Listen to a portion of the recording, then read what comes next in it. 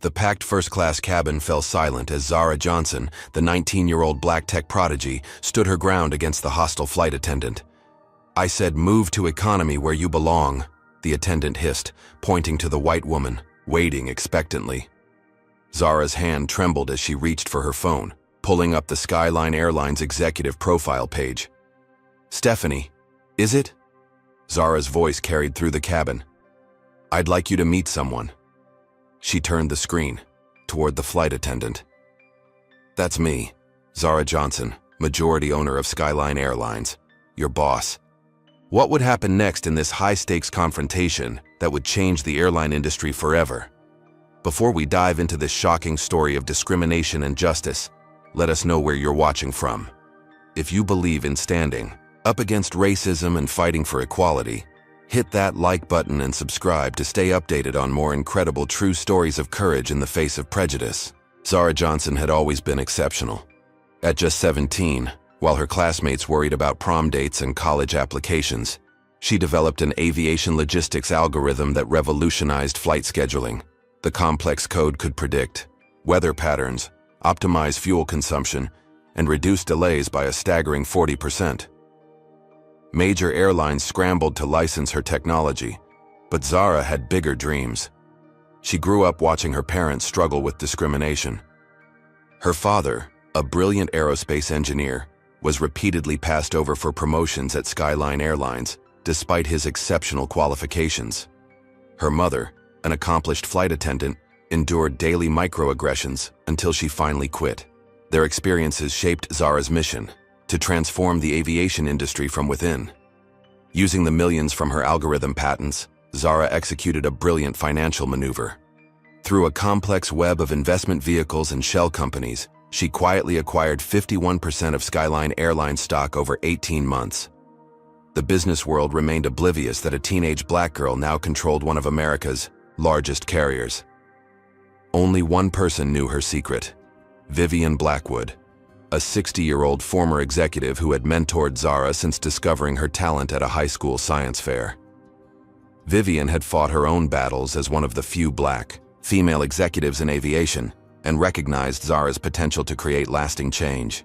"Remember," Vivian had cautioned during their last video call, "observation before action. Experience the airline as a passenger before revealing yourself to the board." That's exactly what Zara planned during this transcontinental flight from New York to San Francisco. Dressed in a Stanford University hoodie, jeans, and sneakers, she looked like any other college student. Her natural curls pulled back in a simple ponytail. No makeup, no designer accessories, nothing to suggest she was anything but ordinary. What Zara didn't know was that Stephanie Walsh, the senior flight attendant working first class today, had a 15-year history with Skyline. Stephanie had joined when the airline still proudly advertised its all-American image, a thinly veiled code for its predominantly white staff. As diversity initiatives slowly changed the company's demographics, Stephanie's resentment grew. 12 discrimination complaints had been filed against Stephanie over the years. All mysteriously disappeared, thanks to Richard Harmon, the airline's chief operating officer.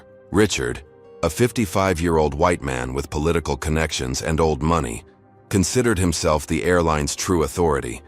He'd been furious when anonymous investors acquired controlling interest but hadn't yet identified Zara as the buyer. As Zara settled into seat 3A, she noticed Jason Miller, a 34-year-old white man in an expensive suit, taking the seat beside her. He nodded politely, then returned to his legal briefs. The Baker and Associates civil rights law letterhead caught Zara's eye, but she thought nothing more of it. Just as boarding neared completion, Zara's phone buzzed with a text message from an unknown number. "We know who you are.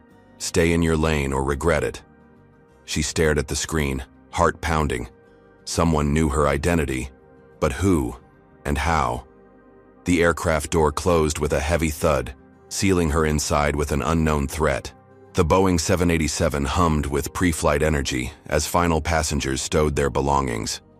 Zara tucked her phone away, the threatening message still burning in her mind. She needed to stay calm and observe, just as Vivian had advised.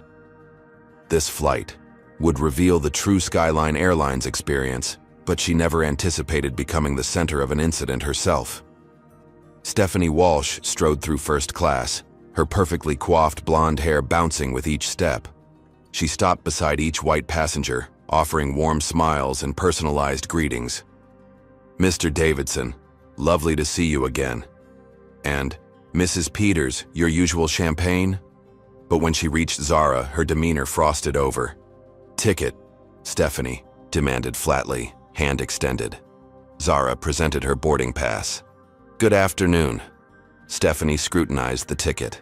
Then Zara, eyes narrowing. "Are you sure you're in the right section?" Her voice carried, drawing attention from nearby passengers. "Yes, seat 3A. Zara pointed to her assigned spot. Stephanie's lips pursed. These tickets can be confusing.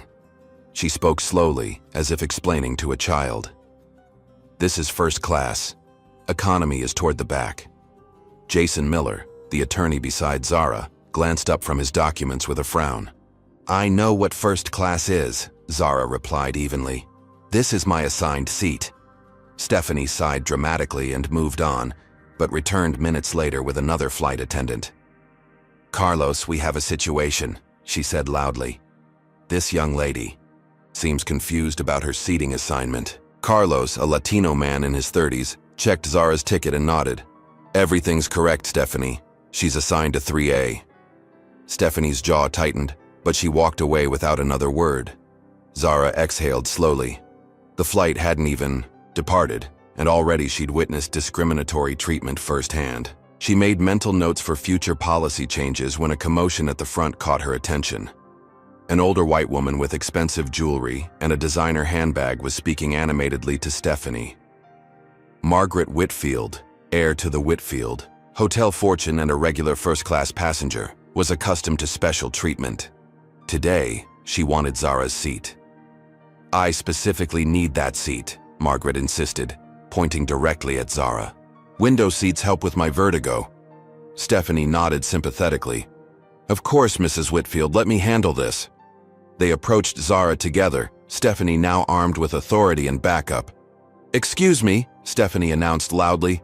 "You'll need to relocate. Mrs. Whitfield requires your seat for medical reasons." Zara remained calm. "I'm sorry to hear about Mrs. Whitfield's condition, but I've paid for this specific seat." "Look," Stephanie's voice hardened. "We have a valued customer with medical needs. There's a perfectly good seat in economy." "Why economy?" Jason Miller interjected. "If it's just about a window seat, there are 3 other empty window seats. In first class." Margaret waved dismissively. "Those won't do. I need this particular side of the aircraft." The situation escalated as Stephanie's demands grew louder and other passengers began watching. Some looked uncomfortable, others openly, curious about the unfolding drama. "I've asked nicely." Stephanie's voice dropped to a threatening whisper. "This isn't the place for people like you anyway. Either move voluntarily or I'll call security to remove you from this flight." The cabin fell silent. Zara felt dozens of eyes on her, judging, waiting. In that moment, she made a decision. Enough observation. It was time for action. "Stephanie, is it?" Zara's voice carried through the cabin as she reached for her phone. "I'd like you to meet someone." She turned the screen toward the flight attendant, displaying the Skyline Airlines executive profile page. "That's me, Zara Johnson, majority owner of Skyline Airlines, your boss." Gasps rippled through the cabin.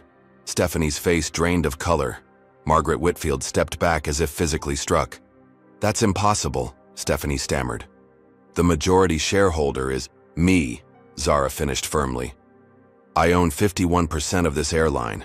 Now, would you like to explain why you're trying to remove the owner of Skyline from her paid first-class seat?" Carlos, the other flight attendant, looked mortified. Jason Miller was already typing notes into his phone, and Margaret Whitfield, for perhaps the first time in her privileged life, was speechless. "What do you think Zara should do next?" Comment number 1 if you think she should have Stephanie removed from the flight immediately. Comment number 2 if you believe she should continue observing to gather more evidence of discrimination. And if you've ever witnessed or experienced discrimination while traveling, Hit that like button and subscribe to show your support for those fighting against injustice every day. The tension in that first-class cabin was electric, but what happened next would shake the entire airline industry to its foundation. Would Zara use her power to exact immediate revenge, or was she playing a longer, more strategic game? And who sent that threatening text message? Stay tuned to find out how this confrontation escalates beyond anything Zara could have imagined. The engines roared as Flight 1923 finally departed, 40 minutes behind schedule. The cabin vibrated with tension thicker than the clouds outside. Passengers whispered behind hands and magazines, stealing glances at the unprecedented drama unfolding. In first class, Carlos Rivera, now the lone flight attendant serving the premium cabin, moved with nervous energy. Stephanie had been immediately reassigned to economy class, her face a mask of humiliation and rage as she retreated down the aisle. Every few minutes, Carlos approached Zara with increasingly desperate attempts at damage control. "Ms. Johnson, please accept our deepest apologies." He placed another complimentary champagne before her. The fourth she'd politely declined. "If there's anything at all you need, just treating all passengers with respect would be sufficient," Zara replied, her voice quiet but firm. She turned to her laptop, opening a secure email to Vivian Blackwood. "Incident occurred on Flight 1923. Senior FA attempted to remove me from first class to accommodate white passenger claiming medical necessity. Explicit statement made about people like me not belonging in first class. Identified myself as owner. Documenting details for policy review. Meeting needed upon arrival." As Zara typed, she noticed a reflection in her screen. Margaret Whitfield, now seated across the aisle, was watching her while whispering to her seatmate. The woman's perfectly manicured hand partially covered her mouth, but Zara could read the doubt in her expression. Probably just lying about owning the airline. These people always exaggerate. Jason Miller, the civil rights attorney beside Zara, cleared his throat. "Don't let them get to you," he murmured. "I've seen this playbook before." He slid his business card onto her tray table. "Jason Miller, Baker and Associates. We specialize in transportation discrimination cases. What happened today wasn't an isolated incident." Zara studied the card. "What makes you say that?" "I've received complaints about Skyline for years. Never enough evidence for a class action. But today..." He glanced meaningfully around the cabin. "Today was illuminating." Before Zara could respond, her phone vibrated again. Another text from the unknown number. "Ownership won't protect you for long. Board meeting in progress. Enjoy your temporary position."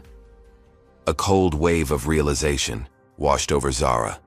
Someone in the corporate structure not only knew her identity but was actively working against her. She quickly checked her secure executive portal and found an emergency board meeting had indeed been called by Richard Harmon, the COO. The official reason: addressing public relations crisis and leadership concerns. They were moving against her while she was literally in the air. At that exact moment, 35,000 feet below, Richard Harmon stood before the hastily assembled board members in Skyline's Manhattan headquarters. His tailored suit couldn't hide the sweat beating at his temples. "Gentlemen, ladies, we have a situation," he began, deliberately avoiding mentioning that the majority shareholder was absent. "An unfortunate incident has occurred that requires immediate action to protect the company's reputation and stock value." What Richard didn't know was that a passenger 6 rows behind Zara had recorded the entire confrontation. As the board meeting continued, the video was uploading to social media, buffered by the plane's spotty Wi-Fi but steadily gaining traction. Skyline racism began trending before Flight 1923 even reached the Midwest. Vivian Blackwood, monitoring the situation from San Francisco, watched with growing alarm as both the unauthorized board meeting and the viral video unfolded simultaneously. Her attempts to call Richard went straight to voicemail. Her emergency texts to Zara disappeared into the digital ether of airplane mode. By the time Flight 1923 began its descent into San Francisco International Airport, the video had 2 million views. The company's stock had dropped 12%, and a crowd of reporters awaited at the terminal.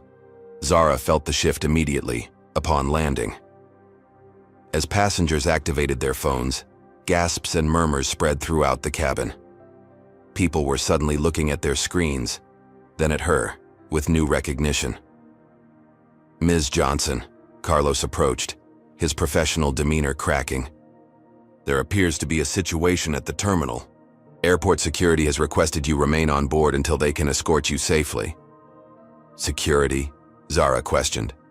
"I don't need airline protocol, ma'am," he insisted, "for VIPs when there's media presence." Jason Miller leaned close.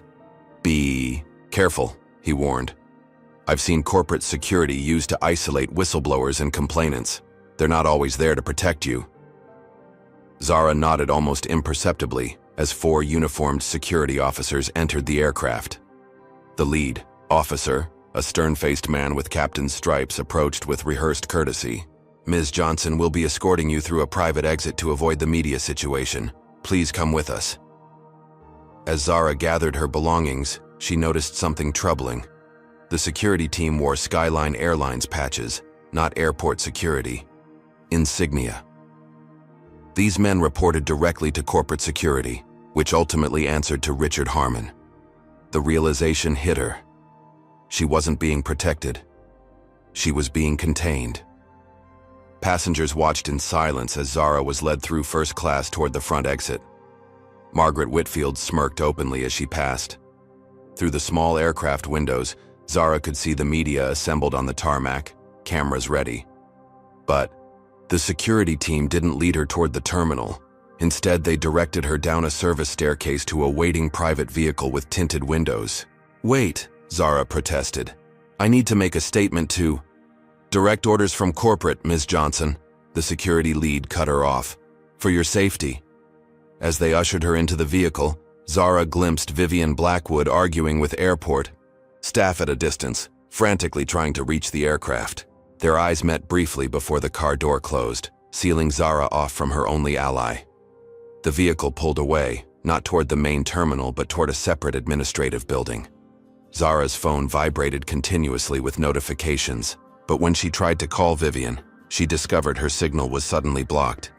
"We're taking you to a secure room," the security captain explained, his tone neutral. "The situation has escalated beyond our expectations." Minutes later, Zara found herself in what appeared to be a conference room in the administrative wing. The door closed behind the security team with an ominous click. She tried the handle, locked from the outside. What had begun as a simple observation, flight had transformed into something far more sinister. Zara Johnson, majority owner of Skyline Airlines, was now effectively a prisoner in her own company. Zara pressed her ear against the door, listening to the security team's retreating footsteps. The secure room was spacious enough, a corporate conference room with leather chairs and a polished table, but the locked door transformed it into a gilded cage. Through the window, she could see the distant terminal where crowds and camera crews had gathered, their presence confirming what she already suspected. This story had exploded. Her phone, though unable to make calls, still received data intermittently. Notifications flooded the screen faster than she could process them. The viral video, now viewed by millions, captured every moment of her confrontation with Stephanie. Hashtags proliferated. Flying Skyline Racism, for Zara Johnson, for First Class While Black. The airline's stock was in freefall, losing 20 points since the market opened. A financial alert caught her attention. Emergency Skyline board meeting results in chaos. Temporary leadership transition. The article was paywalled, but the headline told her enough. Richard Harmon was making his move while she was conveniently detained. Outside the administrative building, the scene grew chaotic. Reporters surrounded the main terminal, where passengers from Flight 1923 emerged with their own videos and testimonies. Airport staff, overwhelmed by the situation, struggled to maintain order. "Yes, she said she owned the airline," a middle-aged woman told Fox News. "The flight attendant was absolutely mortified when she found out. The way they treated her, before knowing who she was." Another passenger shook his head for the ABC cameras. "It was disgusting, plain and simple." Meanwhile, in the economy section of the deplaning area, Stephanie Walsh found herself surrounded by her own media contingent. Tears streamed down her face, smearing her perfect makeup as she delivered a carefully rehearsed statement. I've dedicated 15 years to Skyline Airlines, she sobbed. One misunderstanding, and my entire career is being canceled by social media. I have black friends. I've never discriminated against anyone. The cameras ate it up, broadcasting her tears nationwide. Across the airfield, Vivian Blackwood fought her own battle, showing her executive credentials to increasingly resistant security personnel. I'm the chief strategy officer, she insisted, her authoritative voice carrying. I need immediate access to Ms. Johnson. Sorry, ma'am, the security officer replied, checking his tablet. Your credentials have been temporarily suspended. Direct orders from Acting CEO Richard Harmon. Acting CEO? Vivian's shock was genuine. That's impossible without a full board vote, which can't happen without the majority shareholder. Just following orders, ma'am. Inside the administrative building, Richard Harmon himself stood before a hastily assembled press corps, projecting calm authority. At 55, his silver hair and tailored suit embodied corporate America's idealized image of leadership. Skyline Airlines takes all allegations of impropriety seriously, he read from a prepared statement. The incident on Flight 1923 represents a serious departure from our company values. The employee in question has been suspended pending investigation, and we are reaching out to Ms. Johnson to address her concerns personally. A reporter shouted, "Is it true that Zara Johnson owns 51% of Skyline?" Richard's practiced. Smile never faltered. Ms. Johnson is an important investor who recently acquired shares through various investment vehicles. However, day-to-day operations remain under experienced leadership while we evaluate her potential contributions. At 19, she naturally requires mentorship in corporate governance. The dismissive words sparked fresh outrage online. Within minutes, the hashtag #Richard Harmon is over party joined the trending topics. Back in the secure room, Zara finally accessed the company servers through her laptop, bypassing the room's communication blocks by connecting to an obscure administrative network she'd discovered during her preliminary research into the company. What she found confirmed her worst fears. Richard had called an emergency session citing leadership crisis.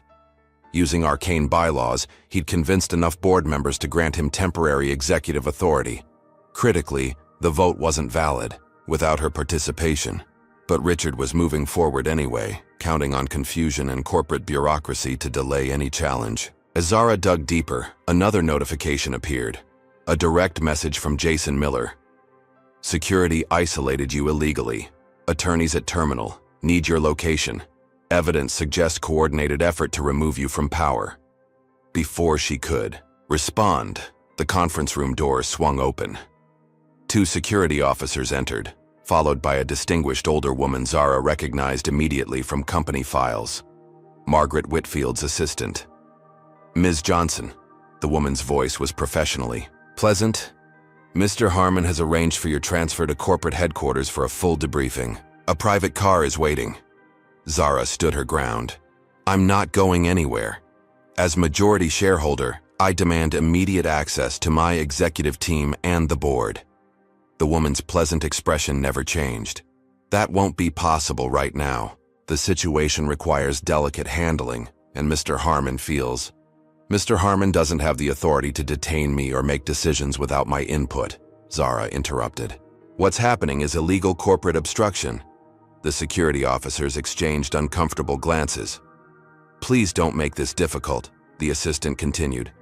For everyone's comfort, we've arranged. My comfort? Zara's voice rose. Was it for my comfort that your security team locked me in this room? Is it for my comfort that Richard Harmon is giving unauthorized press statements about me? Or perhaps it's for my comfort that Stephanie Walsh is out there playing the victim after trying to remove me from my paid seat? The security officers shifted uneasily, clearly unprepared for this level of resistance. Ms. Johnson, we have orders to escort you. Your orders are invalid, Zara cut in sharply. And if you touch me without consent, that's assault. I suspect neither of you wants to risk your pensions on Richard Harmon's illegal power play. The standoff stretched into uncomfortable silence until one of the guards' radios crackled. Security, Team Alpha, be advised. Federal transportation authorities have entered the terminal requesting access to all parties involved in Flight 1923 incident. Media presence has tripled. Repeat, federal authorities on site. The atmosphere in the room shifted instantly. Self-preservation replaced corporate loyalty as the guards realized they stood at a pivotal moment in what was rapidly becoming a national scandal. "Ma'am," the lead officer addressed Margaret's assistant, "I think we need to reevaluate the situation." Before the woman could respond, the building's fire alarm blared to life, emergency lights flashing. Sprinklers activated, drenching everyone in seconds. In the confusion, Zara made her decision. Grabbing her belongings, she pushed past the disoriented group and ran for the emergency exit. The alarm wasn't an accident, she realized. Someone had created a diversion. As she burst through the exit door into the California sunlight, Zara found Vivian Blackwood waiting beside a nondescript sedan, driver's door open. "Get in!" Vivian shouted over the alarms. "Richard's playing hardball, and we need to move fast. He's deleted the discrimination complaints archive and convinced half the board you're staging a publicity stunt." Zara dove into the vehicle as security personnel emerged from the building behind them. As they sped away, Zara caught a glimpse of Jason Miller watching from a distance, phone raised to capture evidence of her effective detainment. The battle for Skyline Airlines had moved beyond a simple incident of discrimination. It had become a high-stakes corporate war, with Zara fighting not just for justice in one case, but for control of the company she rightfully owned. Vivian's sedan sped through the back roads of the airport complex, avoiding the main thoroughfares where news vans and airport security would be looking for them. Zara watched the administrative building shrink in the side mirror, her mind racing, faster than the vehicle. "They locked me in," Zara said, still processing the reality of her situation. "In my own company." "Richard's desperate," Vivian replied, eyes fixed on the road. "The board meeting was completely unauthorized. He's claiming emergency powers under a bylaw that hasn't been invoked since the airline's founding." Zara pulled out her phone, but the screen showed no signal. "They're blocking my communications somehow. Corporate security has signal jammers, technically illegal, but they use them for VIP privacy during sensitive executive transports." Vivian handed Zara a burner phone. "Use this instead. Clean, untraceable." Zara examined the basic flip phone. "Where are we going?" "Hotel suite I booked under a pseudonym. We need a secure location to regroup." Vivian took a sharp turn onto a service road. "Richard has consolidated power remarkably fast. He must have been planning this coup for months, just waiting for an opportunity." In the hotel suite 20 minutes later, Zara finally sat before a laptop with reliable internet access. The room's large windows offered a sweeping view of San Francisco Bay, but her attention remained fixed on the screen, where the full scale of Richard's operation was becoming clear.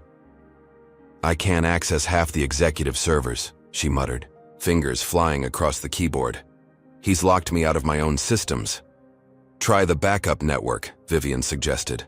"The one we established after detecting unusual activity last month." Zara nodded, switching tactics.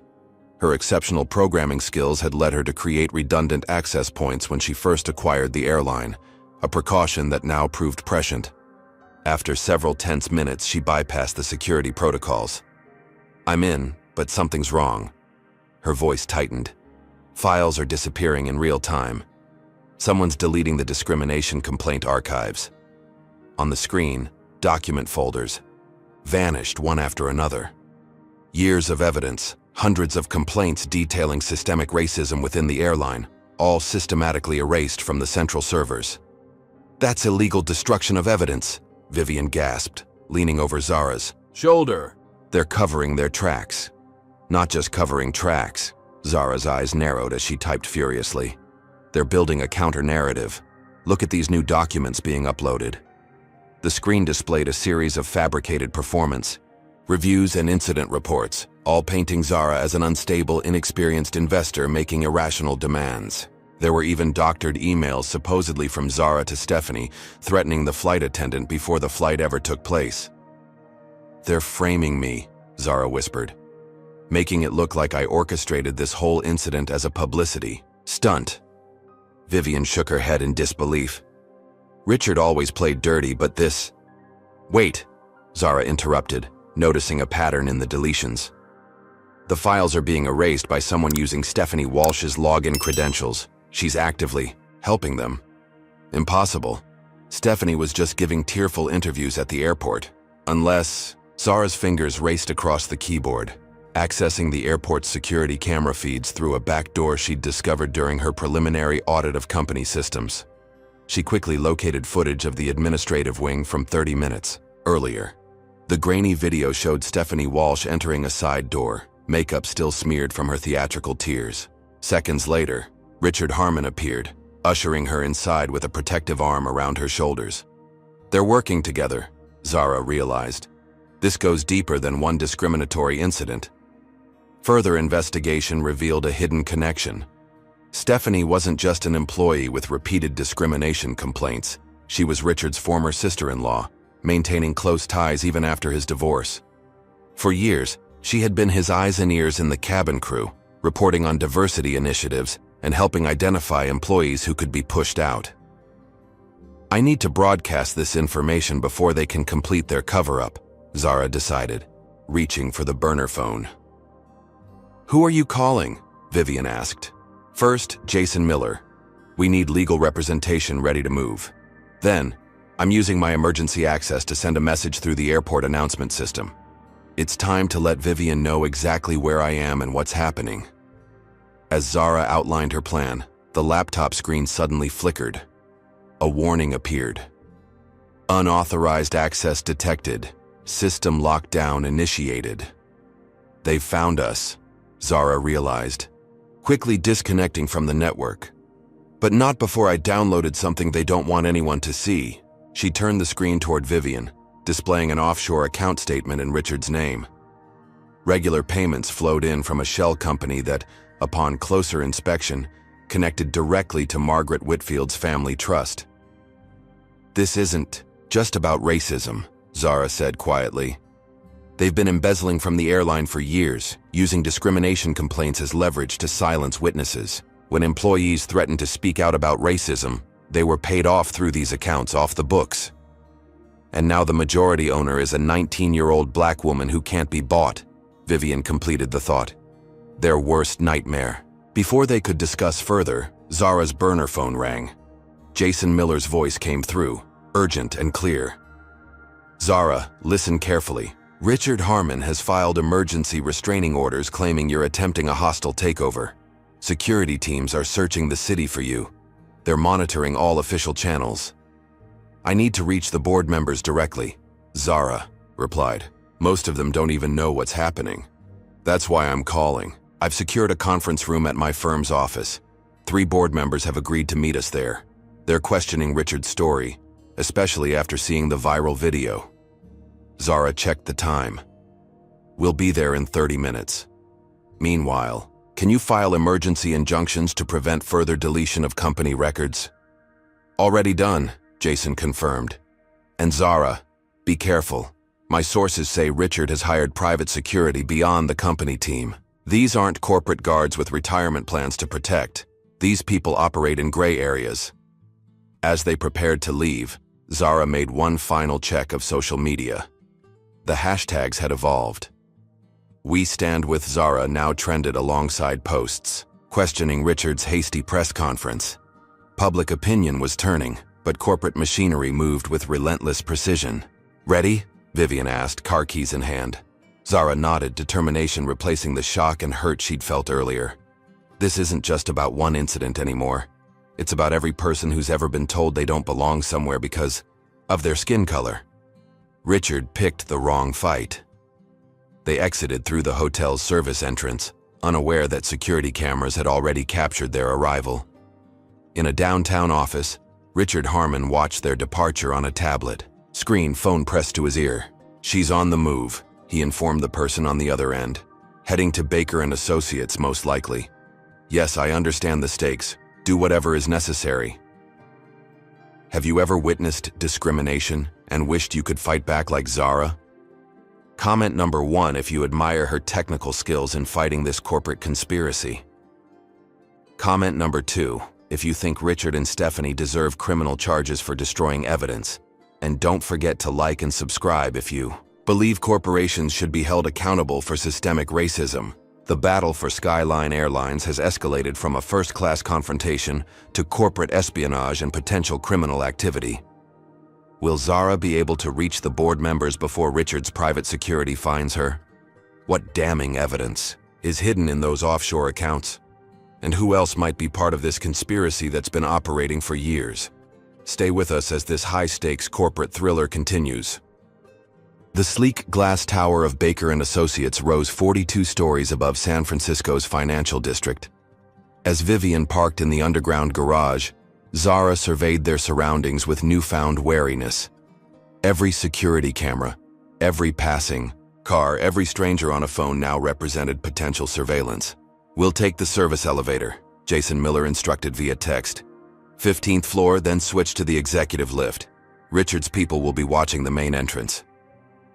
The building's service areas proved labyrinthine, designed to keep support staff invisible to high-powered attorneys and their wealthy clients. Zara and Vivian navigated through loading docks and maintenance corridors, following Jason's detailed instructions until they reached a nondescript elevator requiring keycard access. "Ms. Blackwood, Ms. Johnson?" A young paralegal appeared, swiping them through. "Mr. Miller is waiting. The situation has escalated." Upstairs, the conference room hummed with tense energy. 3 Skyline board members sat around a polished table: Davis Channing, the airline's former general counsel; Wei Zhang, representing Asian investment groups; and Isabella Diaz, the company's most recently appointed director.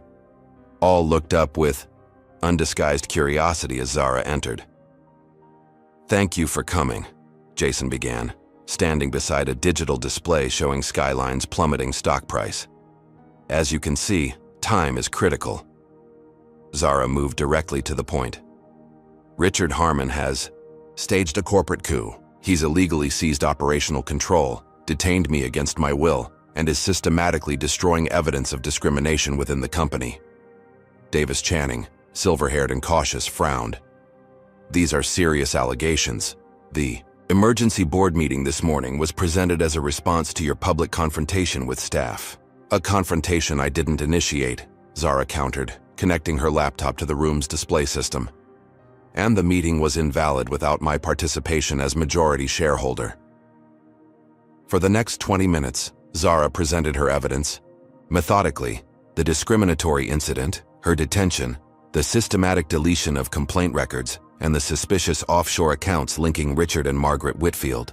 "Most damning," she concluded, "is this communication log showing Stephanie Walsh and Richard Harmon coordinated before, during, and after the flight.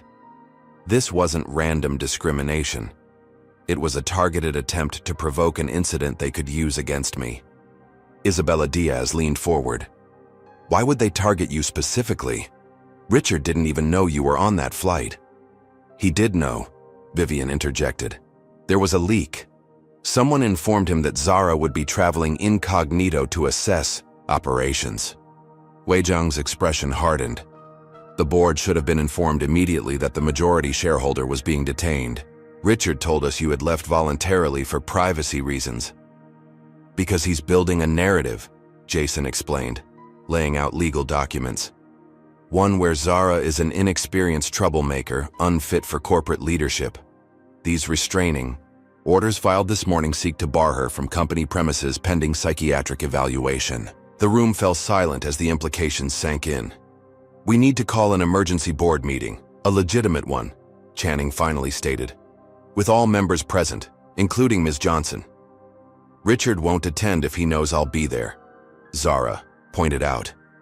"And he's currently acting as if he has executive authority." The discussion continued, strategies forming and dissolving as they weighed options. Outside the conference room windows, afternoon shadows lengthened across the city. On the street 15 stories below, a black SUV with tinted windows parked directly in front of the building. Zara's temporary phone buzzed with a text from an unknown number. "They know where you are. Richard's private security team entering the building now. Back entrance, not alone, armed."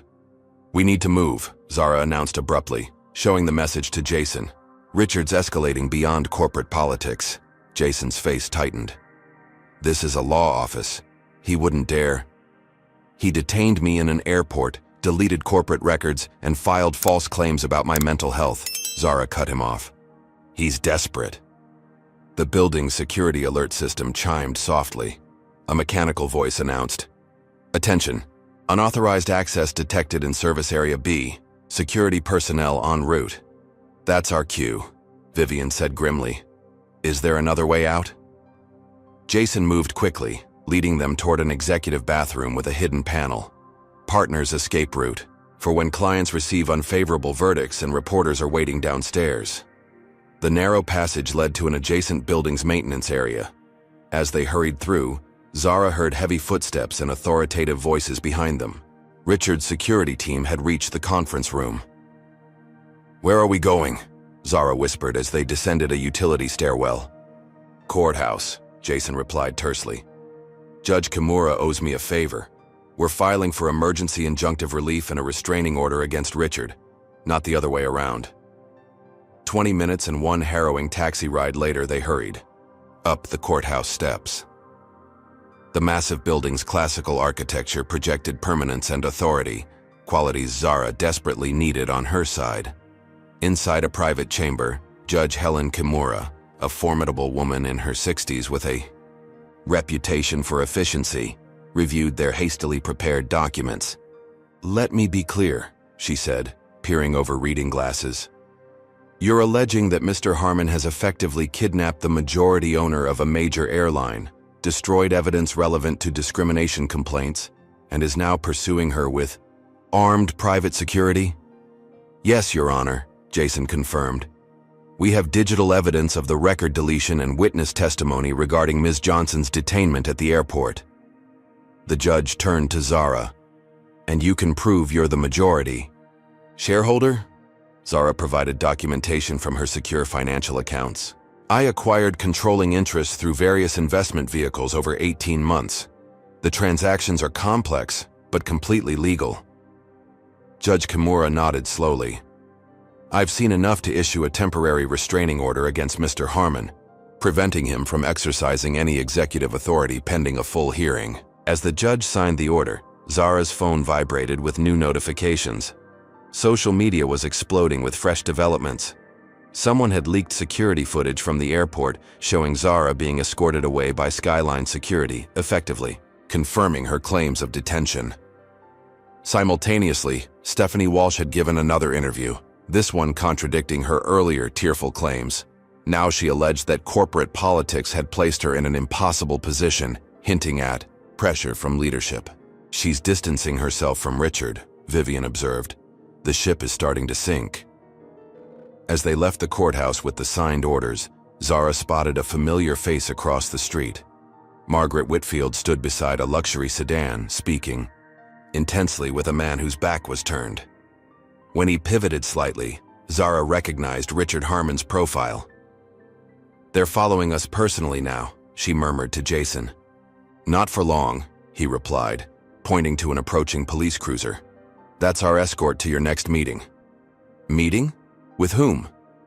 Jason allowed himself a small smile. "The Federal Aviation Administration.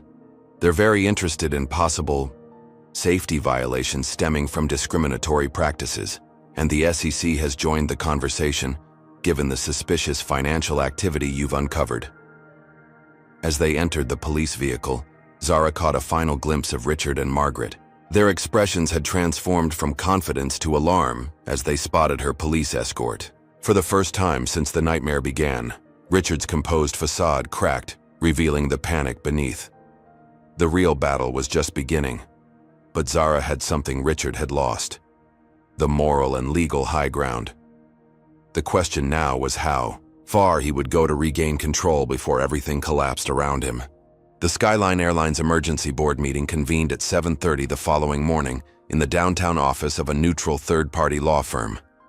Security was tight, with private contractors checking identifications against approved lists and scanning for recording devices. The boardroom itself had been swept for bugs twice before the members arrived. Zara entered last, flanked by Vivian and Jason. She had abandoned her casual college attire for a tailored charcoal suit that projected competence without compromising her youth or identity. Her natural hair was styled professionally, and a simple, gold pendant, her mother's, provided the only personal touch. Richard Harmon's face briefly registered shock at her appearance before hardening into practiced neutrality. He sat midway down the long mahogany table surrounded by allies, 3 board members known to support his leadership, Margaret Whitfield, attending as a major investor representative, and 2 attorneys from the company's regular firm. The remaining 8 board members occupied various positions along the table, their alliances unclear in this unprecedented situation. The chairman, Howard Peterson, a 72-year-old industry veteran, called the meeting to order with visible discomfort. "Before we begin, I must acknowledge the unusual circumstances," Peterson began. "We have competing claims of executive authority, serious allegations of misconduct, and a court order delivered to my residence at 5 this morning." He held up Judge Kimura's signed injunction. "This temporarily suspends Mr. Harmon from executive functions pending investigation." Richard's attorney immediately objected. "That order was obtained under false pretenses and without proper representation from Skyline's legal team. We're filing to have it dismissed this afternoon." "Nevertheless, it stands for now," Peterson replied. "Which brings us to our agenda. Resolving the leadership crisis and addressing the public relations disaster currently devaluing our stock by 28% and counting. For the next hour, the battle unfolded through procedural maneuvers and careful posturing. Richard presented his narrative first. Zara was an inexperienced investor using social justice issues to hijack corporate control. The flight incident was unfortunate but exaggerated for media attention. His temporary assumption of executive authority was necessary to stabilize the company during a crisis. "Ms. Johnson has never run so much as a lemonade stand," Richard concluded smoothly. "Now she wants to control an international airline based on one unfortunate customer service incident. This is about experience versus activism, plain and simple." When Zara's turn came, she approached the situation differently. Rather than immediately defending herself, she connected her laptop to the room's display system. "Before I address Mr. Harmon's claims, I'd like to share what he's been desperately trying to hide." The screen filled with employee discrimination complaints, hundreds filed over 5 years, systematically buried or dismissed. Each complaint was coded by outcome. NFA, no further action. Settled, with accompanying confidential payment. Amounts, or terminated, employee eventually fired for unrelated performance issues. "These records were deleted from company servers yesterday," Zara explained. "Fortunately, I maintained backups as part of my due diligence before acquiring majority ownership." The room fell silent as board members digested the information. Richard's attorney attempted to interject, but Wei Zhang raised a hand to silence him. "Let her finish." Zara continued methodically, presenting evidence of the airport detention, the coordinated effort between Stephanie and Richard, and finally, the offshore accounts linking discrimination settlements to Margaret Whitfield's family. Investments. "This isn't about one incident," Zara concluded. "It's about a systematic pattern of discrimination protected by senior leadership for their financial benefit. When confronted with an owner who wouldn't perpetuate this system, they attempted a corporate coup. Margaret Whitfield, who had maintained aristocratic composure throughout, finally broke her silence. These are outrageous accusations from an inexperienced girl playing with inherited money. I've supported this airline for 20 years through my family investments." "Interesting you should mention family," Zara replied calmly, clicking to a new slide showing family connections. "Your nephew Richard carefully concealed your relationship from the board, didn't he? Just as he concealed that Stephanie Walsh is his former sister-in-law. 3 people connected by family ties, all working together to maintain control of Skyline's corporate culture." Richard stood abruptly. "This is character assassination. My family connections have nothing to do with—" "Sit down, Richard," Peterson ordered sharply. "Ms. Johnson has the floor." For the next 30 minutes, Zara outlined her vision for Skyline's future. Transparent discrimination reporting, leadership diversity reflecting customer demographics, training reforms, and new accountability structures.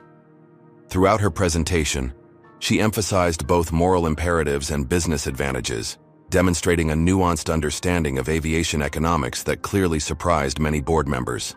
In conclusion, she finished, you face a simple choice.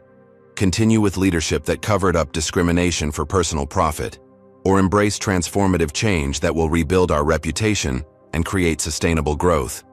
The boardroom sarimos erupted into overlapping conversations, with Richard attempting to regain control. This is absurd. She's 19 years old. The operational complexities alone. I built an algorithm that saved this airline $40 million in fuel costs last year, Zara interrupted. Age reflects time, not capability. And I'm not proposing to run daily operations alone. That's why we have experienced executives. What I'm changing is the culture that protected discrimination instead of passengers and employees. The debate intensified as board members took sides. Two of Richard's supporters began wavering as the evidence mounted. Peterson called for a brief recess before the final vote, and the room cleared except for core participants. During this break, Richard approached Zara directly for the first time, his voice low and dangerous.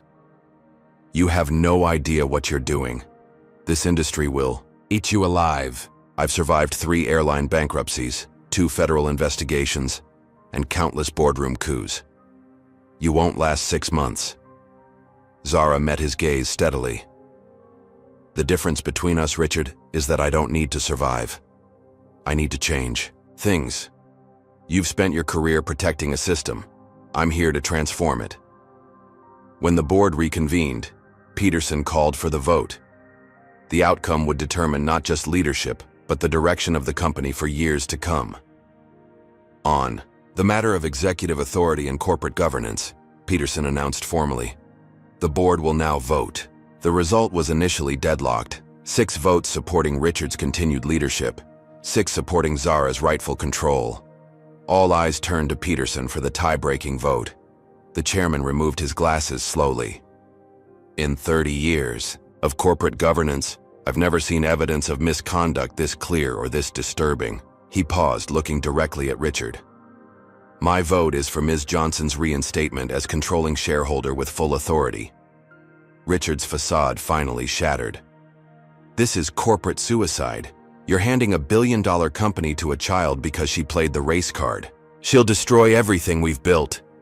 Mr. Harmon, Peterson's voice cracked like a whip. Control yourself. But Richard was beyond restraint. You think discrimination is the issue? This is business. We give the customers what they want. Middle America doesn't want to see certain people in first class. That's market reality, not racism. The outburst hung in the air, damning in its naked honesty. Board members shifted uncomfortably, avoiding eye contact. Even Richard's attorneys winced. I believe that outburst clarifies matters, Peterson said quietly. Security will escort Mr. Harmon from the premises. His company access is terminated, effective immediately. As security personnel approached, Richard pointed at Zara, his voice shaking with rage. This isn't over. You think you've won? I built this airline. I have friends in regulation, in finance, in places you don't even know exist. You've made an enemy you can't afford, little girl. The threat lingered in the boardroom long after Richard was removed. Margaret Whitfield followed shortly after, her aristocratic poise intact, but her influence shattered. Zara absorbed the reality of her victory with clear-eyed assessment of the challenges ahead. She had won the battle for control, but Richard's parting words weren't empty threats. The war for Skyline's future and her vision of an airline free from systemic discrimination had only just begun. The victory in the boardroom proved fleeting as Zara faced the full force of a coordinated public relations counterattack. By noon, carefully crafted narratives began appearing across traditional and social media platforms, all carrying subtle variations of the same message. Skyline Airlines was under attack by inexperienced activist leadership. From the temporary command center established in Vivian's downtown condo, Zara monitored the unfolding disaster on multiple screens. Conservative business programs featured economists questioning whether social justice agendas belonged in airline management. Industry publications suddenly ran profiles of Richard Harmon, portraying him as an aviation veteran unfairly pushed aside. Social media influencers received mysterious sponsorships to discuss the dangers of inexperience in critical industries. "They planned this," Vivian observed, scrolling through identical talking points appearing across different platforms. These narratives were prepared before Richard lost the vote. Zara nodded grimly. He expected to win in the boardroom, but prepared for defeat just in case. Classic Richard, always having a backup plan. The PR assault was only the beginning. By early afternoon, the airline's customer service lines were flooded with complaints from frequent flyers, threatening to cancel their loyalty memberships over politics in the boarding process. Investigation revealed most calls originated from the same 3 area codes, suggesting an organized campaign rather than genuine customer concern. Simultaneously, anonymous sources began leaking concerns about Zara's qualifications to aviation industry journalists. Her algorithm, previously celebrated for its innovation, was suddenly described as untested and potentially risky. Questions arose about her educational background, personal life, and family connections, all framed to undermine her legitimacy. "They're trying to rattle you," Jason advised on a secure call. "Standard tactics to force emotional responses they can use against you." But the campaign took a darker turn by evening. Zara's personal phone, email, and social media accounts were flooded with racist messages and death threats. Her college dormitory received a false bomb threat, forcing evacuation. Anonymous accounts published her private address and encouraged concerned citizens to make their opinions known. "This isn't just PR anymore," Zara said quietly, showing Vivian particularly graphic threats featuring her photograph modified with violent imagery. "This is intimidation." Security consultants swept the condo for bugs and established protection protocols, but the psychological toll mounted. Every notification, every ring of the phone, carried potential new attacks. The next morning brought fresh challenges. 3 former Skyline employees gave coordinated interviews, claiming they had been forced out for questioning diversity initiatives. All 3 had received substantial settlements during Richard's tenure. Their discrimination complaints mysteriously transformed into grievances against inclusion efforts. Stephanie Walsh, continuing her media tour, evolved her story yet again. Now portraying herself as a whistleblower, she claimed Zara had orchestrated the entire incident to seize control. "She targeted me specifically," Stephanie told a sympathetic morning show host. "I'm just a scapegoat in her corporate takeover plan." The most damaging blow came from Margaret Whitfield, who leveraged her social connections to place stories, questioning Skyline's financial stability under radical new leadership. These whispers, amplified through business networks, sent the stock price plummeting another 15%. Zara paced the condo, frustration mounting. "We're playing defense while they control the narrative. Every response makes us look reactive, rather than proactive." Vivian nodded thoughtfully. "That's because we're fighting on their terrain. Corporation versus individual. Experience versus youth. Tradition versus change. We need to reframe the entire conversation." Before they could develop this strategy, Zara's secure phone rang with alarming news. An executive assistant loyal to Vivian had discovered a security breach at Zara's San Francisco apartment. Unknown individuals had entered using professional equipment, leaving no obvious evidence except microscopic disturbances detected by the advanced security system Zara had installed. "Corporate espionage," the security consultant concluded after investigating. "They were looking for compromising information, either to use against you or to help build their counter-narrative." The violation of her personal space struck Zara harder than the public attacks. For the first time since the ordeal began, she allowed herself a moment of doubt. Maybe Richard's right. Maybe I'm not prepared for this level of warfare. Vivian placed a steadying hand on her shoulder. "This is exactly why you're needed. Richard fights dirty because he represents a system that can't win on merit or morality. They're escalating because you're winning." The conversation was interrupted by breaking news alerts across all screens. Federal authorities had announced a preliminary investigation into potential securities violations and discriminatory practices at Skyline Airlines. The company's stock instantly dropped another 10%. This should be good news, Zara noted, confused by the market reaction. It validates everything we've been saying. Look closer at the wording. Vivian pointed to specific phrases in the announcement. This investigation targets current and former leadership equally. Richard has friends in regulatory agencies. He's making sure if he goes down, he takes you with him. Jason's legal team confirmed this assessment hours later. They're creating a narrative where both sides are equally problematic, positioning Richard as the experienced leader who might have cut corners but kept the airline profitable, versus the inexperienced activist causing financial harm. By day's end, the coordinated pressure campaign culminated in a legal bombshell.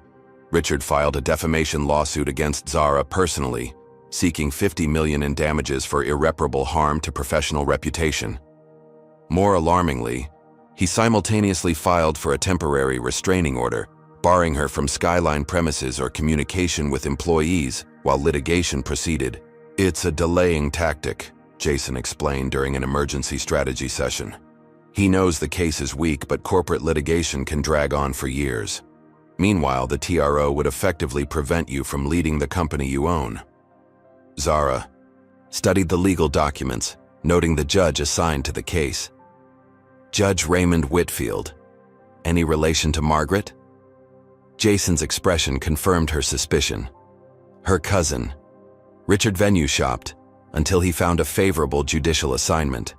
The hits kept coming. Late that night, as exhaustion set in, news broke that credit rating agencies had placed Skyline on negative watch, citing leadership uncertainty and potential regulatory challenges.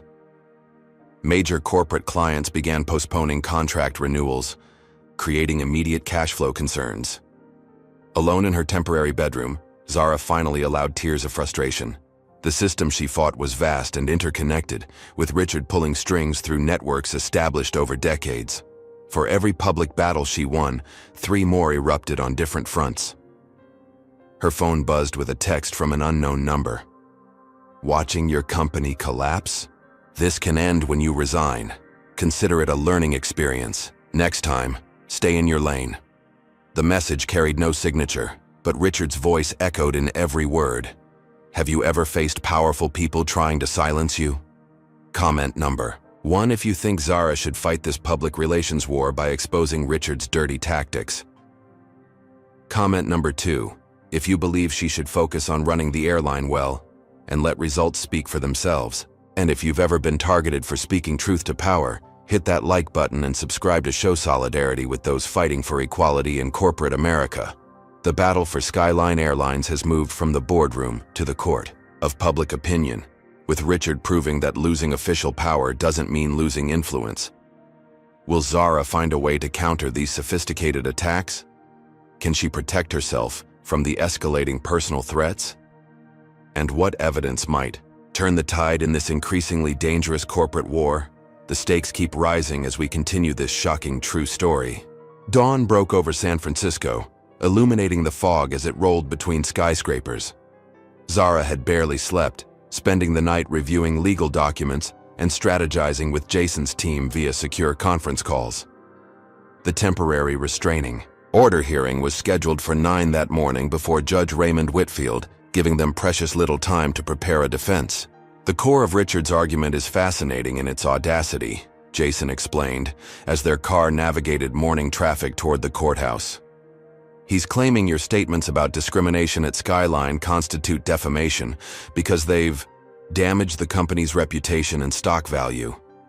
But they're true statements backed by evidence, Zara replied, reviewing their counter-arguments on a tablet.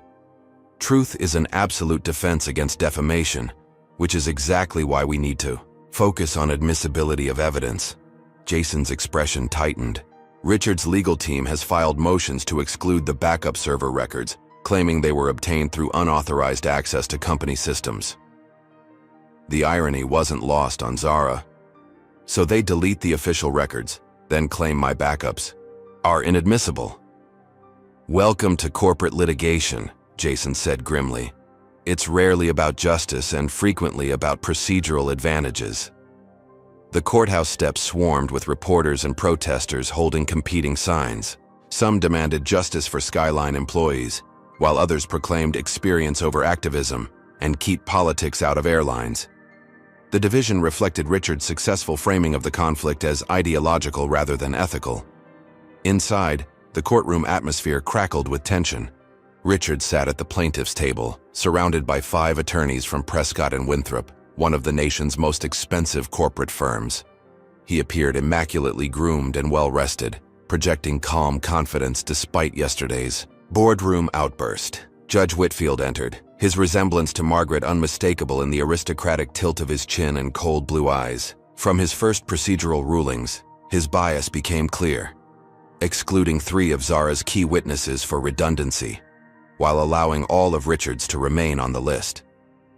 "Your Honor," Jason objected, rising to his full height, "excluding testimony from discrimination victims while permitting character witnesses for Mr. Harmon creates a procedural imbalance that—" "Counsel," Judge Whitfield interrupted, "this is a hearing on a temporary restraining order regarding company access, not an investigation into alleged discrimination. Please confine your arguments to relevant matters." The pattern continued throughout the morning.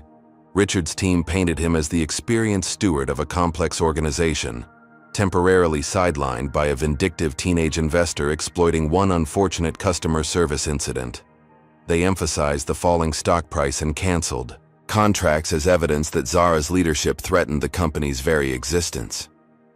When Jason attempted to introduce evidence of Richard's offshore accounts and connection to covered-up discrimination complaints, Judge Whitfield sustained objections on grounds of relevance and admissibility. At each ruling, Richard's expression remained neutral, but his eyes gleamed with satisfaction. By noon, the outcome seemed predetermined.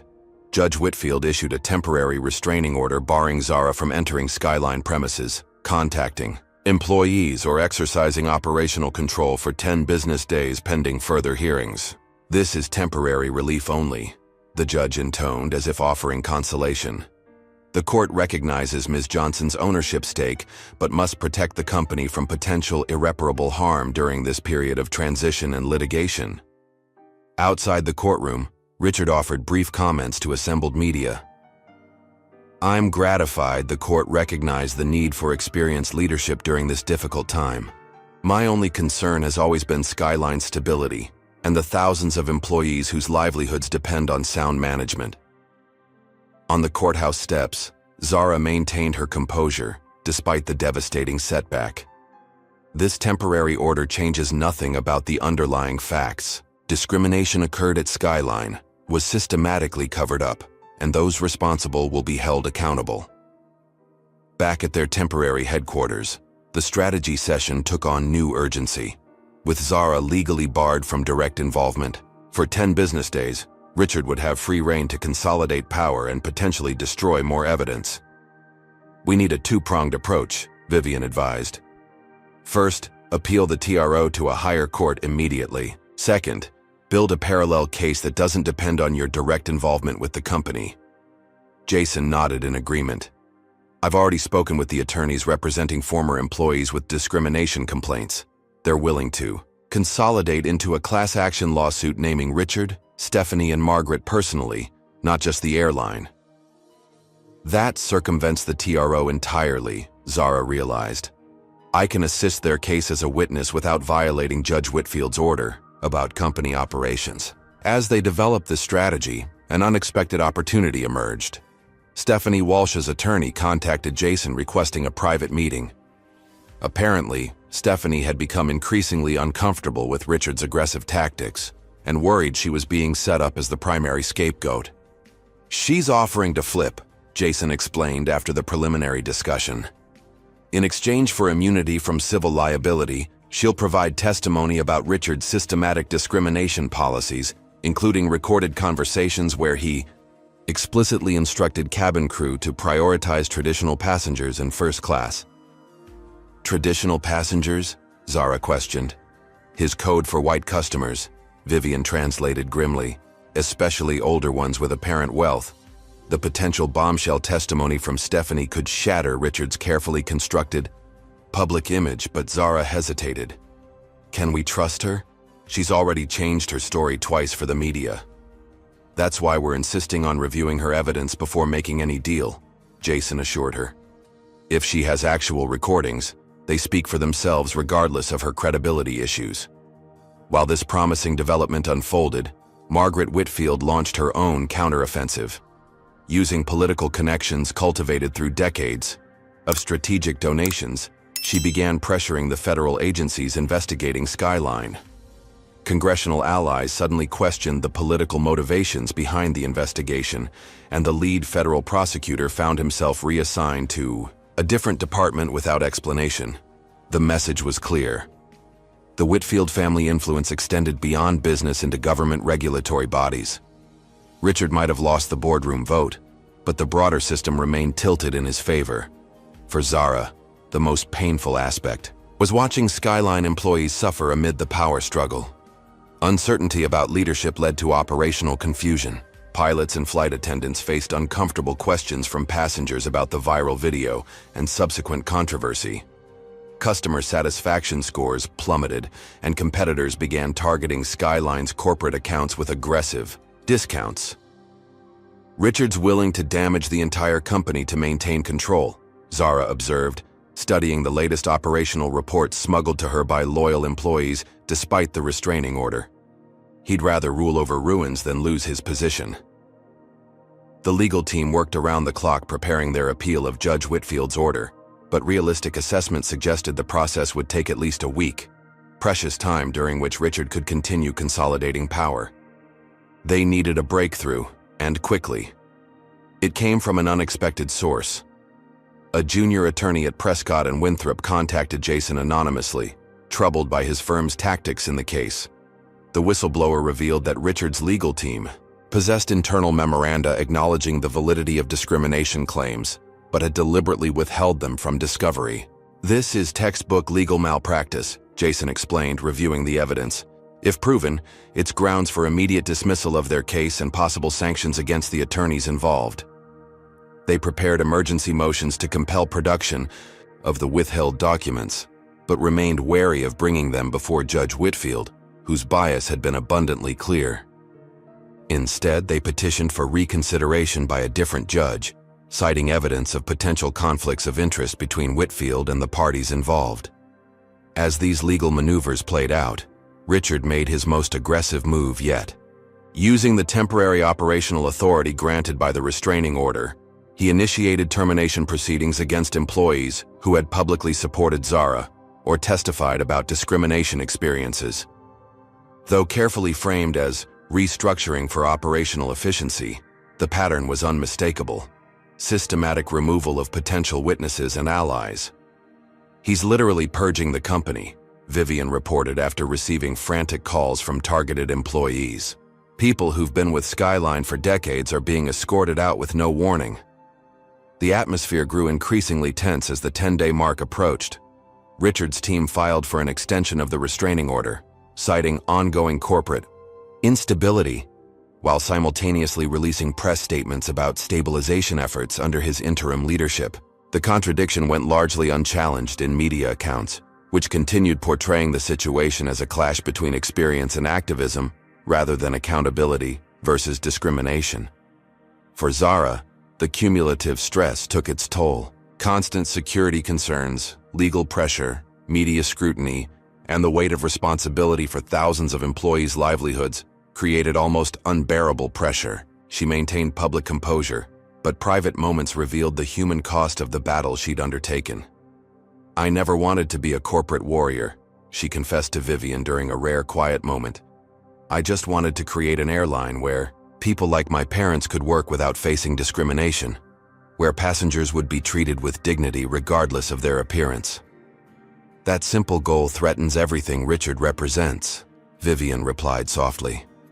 "Systems of inequality don't yield power willingly." As the legal clock ticked down toward a crucial hearing that could either reinstate Zara's control or extend her exile from the company she owned, both sides prepared their ultimate strategies. For Richard, that meant leveraging every connection, exploiting every procedural advantage, and maintaining the public narrative of experienced leadership versus youthful inexperience. For Zara, it meant something altogether different: Truth, presented with such clarity and force that even rigged systems couldn't deny it. The final battle wouldn't be won through procedural maneuvers or backroom deals, but through public exposure of the rot at Skyline's core. With 3 days remaining before the decisive hearing, Zara received a cryptic message from an internal ally still positioned within Skyline's executive offices. Margaret left her personal phone in meeting room. Password saved on sticky note. Downloading contents now. This changes everything. The clock was ticking, and the final confrontation loomed. Richard had decades of experience, unlimited resources, and a system designed to protect people like him. Zara had truth, technology, and determination to transform not just one company, but an entire industry's approach to equality. The question remained, would it be enough? Vivian Blackwood stared at the phone's contents in stunned silence. After nearly 40 years in corporate America, very little shocked her anymore. But the evidence recovered from Margaret Whitfield's carelessly discarded device left even her momentarily speechless. "This is comprehensive," she finally said, scrolling through hundreds of text messages, voice memos, and encrypted communications between Margaret, Richard, and a network of allies throughout the aviation industry and regulatory agencies. Zara leaned closer, absorbing the implications. They weren't just covering up discrimination at Skyline. They were actively coordinating similar practices across multiple airlines. An industry-wide conspiracy, Jason confirmed, making notes for immediate legal action. Price fixing for discrimination settlements, shared blacklists of employees who filed complaints, coordinated media strategies to discredit diversity initiatives. The phone contained the blueprint of a system spanning decades, meticulously documented by Margaret Whitfield, who apparently never imagined her records falling into adversaries' hands. Most damning were voice memos where Richard explicitly outlined their strategy for removing Zara from power, including the planned detainment at the airport and subsequent media manipulation. "This completely validates your experience," Jason noted, "and proves premeditation. It transforms the narrative from one isolated incident to systematic corruption at the highest levels." While they processed this game-changing evidence, Richard and Margaret executed their most audacious move yet. Using the operational authority temporarily granted by the restraining order, Richard called an emergency shareholder meeting with deliberately abbreviated notice, technically legal, but designed to minimize participation from smaller investors who might support Zara. The meeting agenda contained a single item, a vote to adopt a leadership stability provision, requiring executive experience for anyone exercising operational control over the airline. The provision wouldn't affect Zara's ownership stake, but would permanently prevent her from active management, effectively neutralizing her ability to implement reforms. "It's a corporate version of changing voting laws," Vivian explained when they discovered the maneuver. "They can't challenge your ownership directly, so they're changing the rules about what ownership means."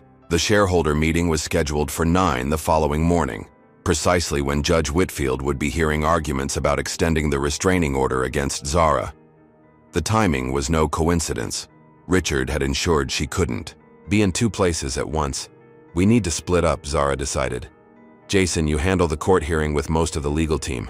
Present Margaret's phone evidence and push for immediate dissolution of the restraining order.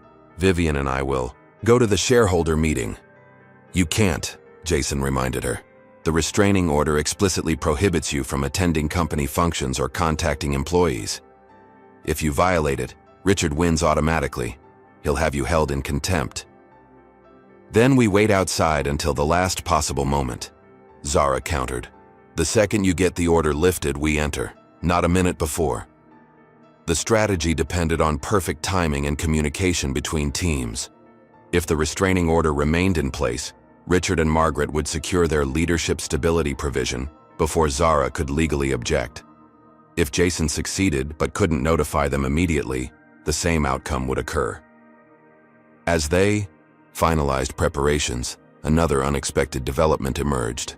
Stephanie Walsh, after reviewing the evidence against Richard, made her decision. She would testify truthfully about the systematic discrimination at Skyline and her role in targeting Zara during the flight. "She's terrified," her attorney confided during final witness preparation. Richard has threatened her career, her reputation, even her personal safety. But seeing the extent of the conspiracy on Margaret's phone convinced her she's on the wrong side of history. The night before the dual confrontations, Zara barely slept. The upcoming day would determine not just her future, but that of thousands of employees, and potentially the standards for an entire industry. Around 3 in the morning, she found Vivian similarly awake, reviewing documents in the condo's kitchen. "You should rest," Vivian advised, though her own exhaustion was evident. "I keep thinking about my parents," Zara replied, accepting the cup of tea Vivian offered. "My father applied for promotion 11 times at Skyline. 11 times he was passed over for less qualified white candidates. My mother endured daily microaggressions until she finally quit. They face this system alone. Tomorrow, we have a chance to dismantle it completely." Morning arrived with tense anticipation. The legal team synchronized watches and tested secure communication channels. Jason departed for the courthouse with the evidence from Margaret's phone carefully preserved and authenticated. Zara and Vivian headed toward Skyline headquarters, where they would wait nearby until, hopefully, the restraining order was lifted. At the courthouse, proceedings began ominously. Judge Whitfield appeared irritated by the emergency motions Jason had filed, dismissing them as last-minute delay tactics. When Jason attempted to introduce the new evidence from Margaret's phone, the judge initially refused to consider it, claiming it fell outside the scope of the restraining order hearing. "Your Honor," Jason persisted, uncharacteristic edge in his voice. "This evidence directly proves that the restraining order was obtained through fraud upon the court. Mr. Harmon's sworn testimony about his actions conflicts directly with his own recorded statements." After tense procedural arguments, Judge Whitfield reluctantly admitted the evidence with visible reluctance. As the recordings played in the courtroom, Richard's face darkened.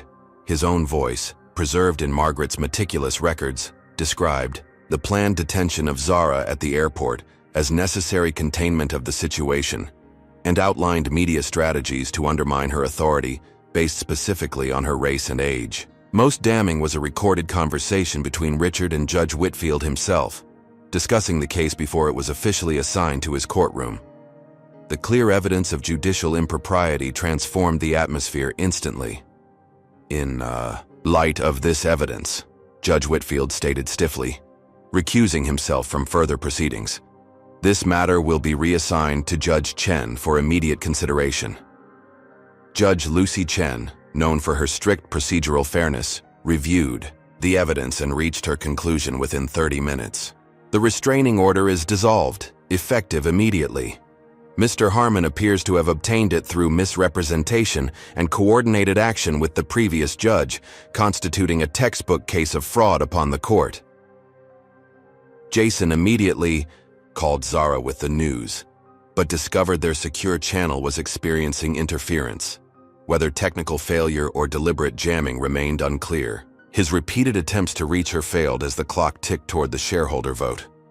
At Skyline headquarters, Zara and Vivian waited in a coffee shop across the street, watching shareholders enter the building for the critical meeting. Margaret arrived with her legal team, followed minutes later by Richard, both projecting confidence despite the damning evidence being presented across town. "Something's wrong," Zara murmured, checking her phone again. Jason should have called by now. The meeting was scheduled to begin at 9. At 8:58, with no word from the legal team, they faced an impossible choice: respect the restraining order and lose the company, or violate it and risk legal consequences that could permanently damage Zara's position. "We have to move," Vivian decided, gathering her documents. "I'll go in first. You wait exactly 3 more minutes.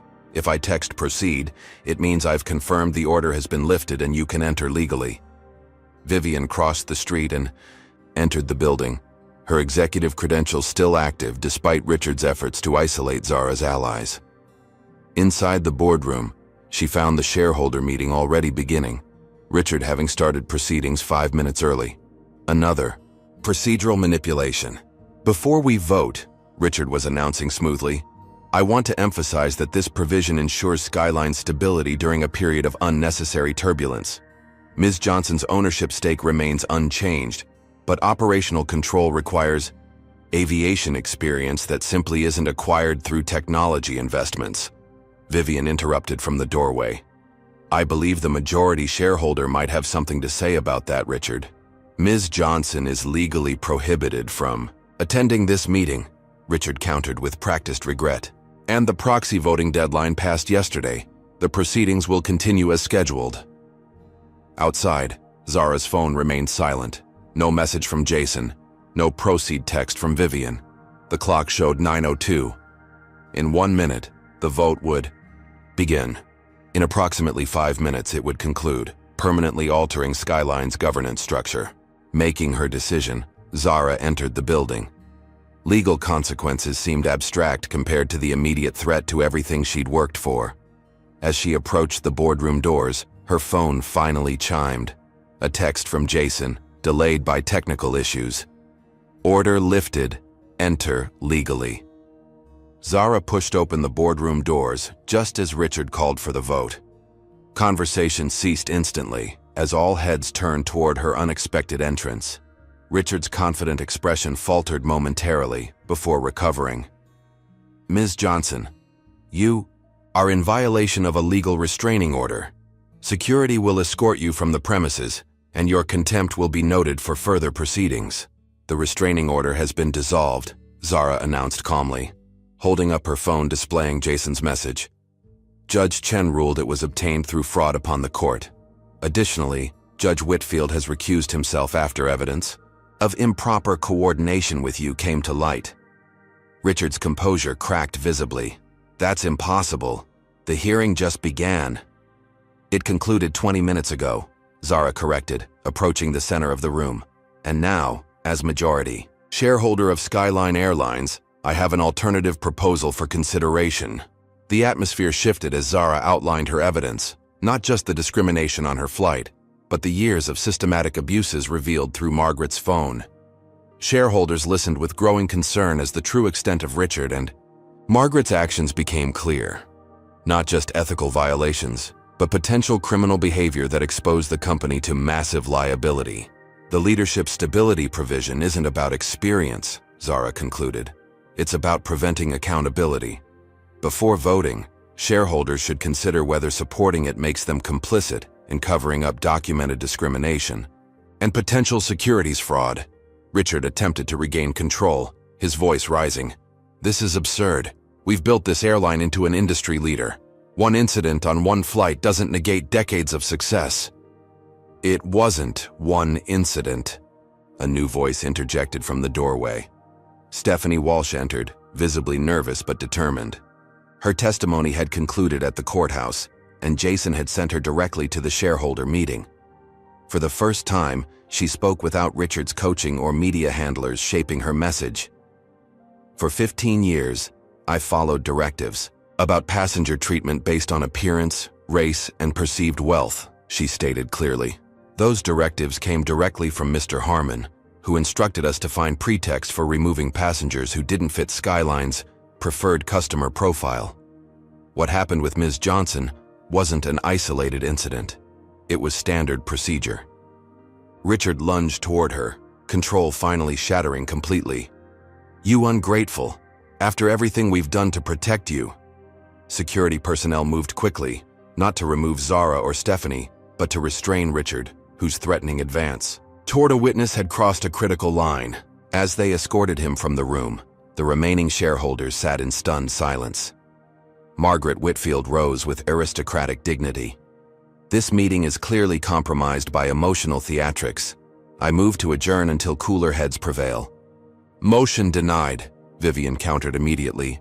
The shareholder meeting will proceed according to bylaws, now with the majority shareholder rightfully present. What followed was not the vote Richard had planned, but an entirely different one proposed by Zara. Removal of Richard Harmon from all positions within the company, dissolution of the special privileges granted to Margaret's investment group, and establishment of an independent ethics committee with oversight of discrimination complaints. As the votes were counted, the outcome became clear. Shareholders presented with evidence of potential criminal liability chose self-preservation over loyalty to Richard's regime. The motion passed with 64% support, a clear mandate for transformation. Outside the boardroom, Zara found a moment of unexpected quiet amid the chaos.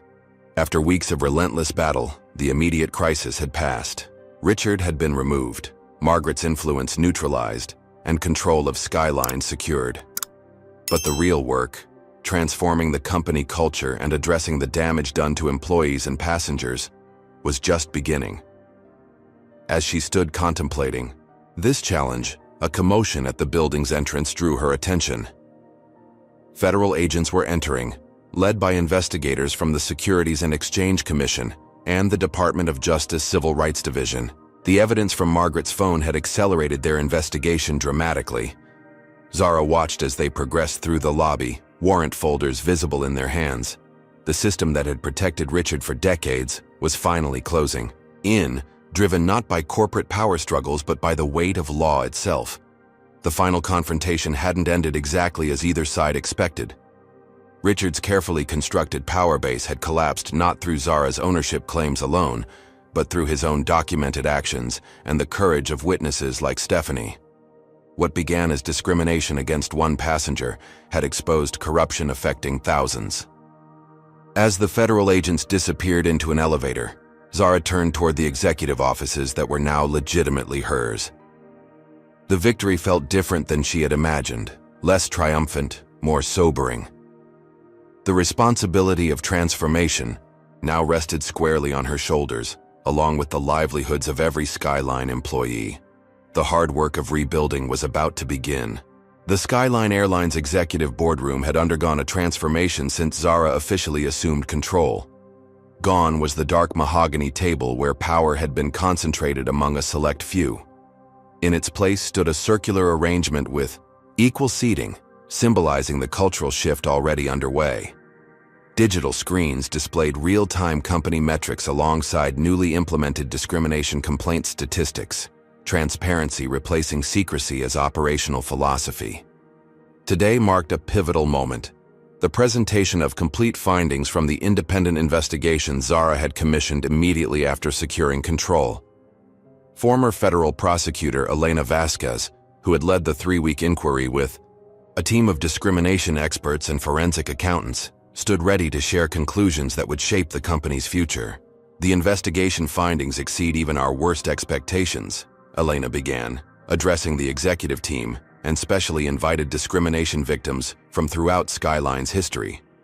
We've documented 347 cases of explicit racial discrimination over the past decade, with patterns suggesting thousands more unreported incidents. The presentation detailed a sophisticated system spanning every aspect of airline operations.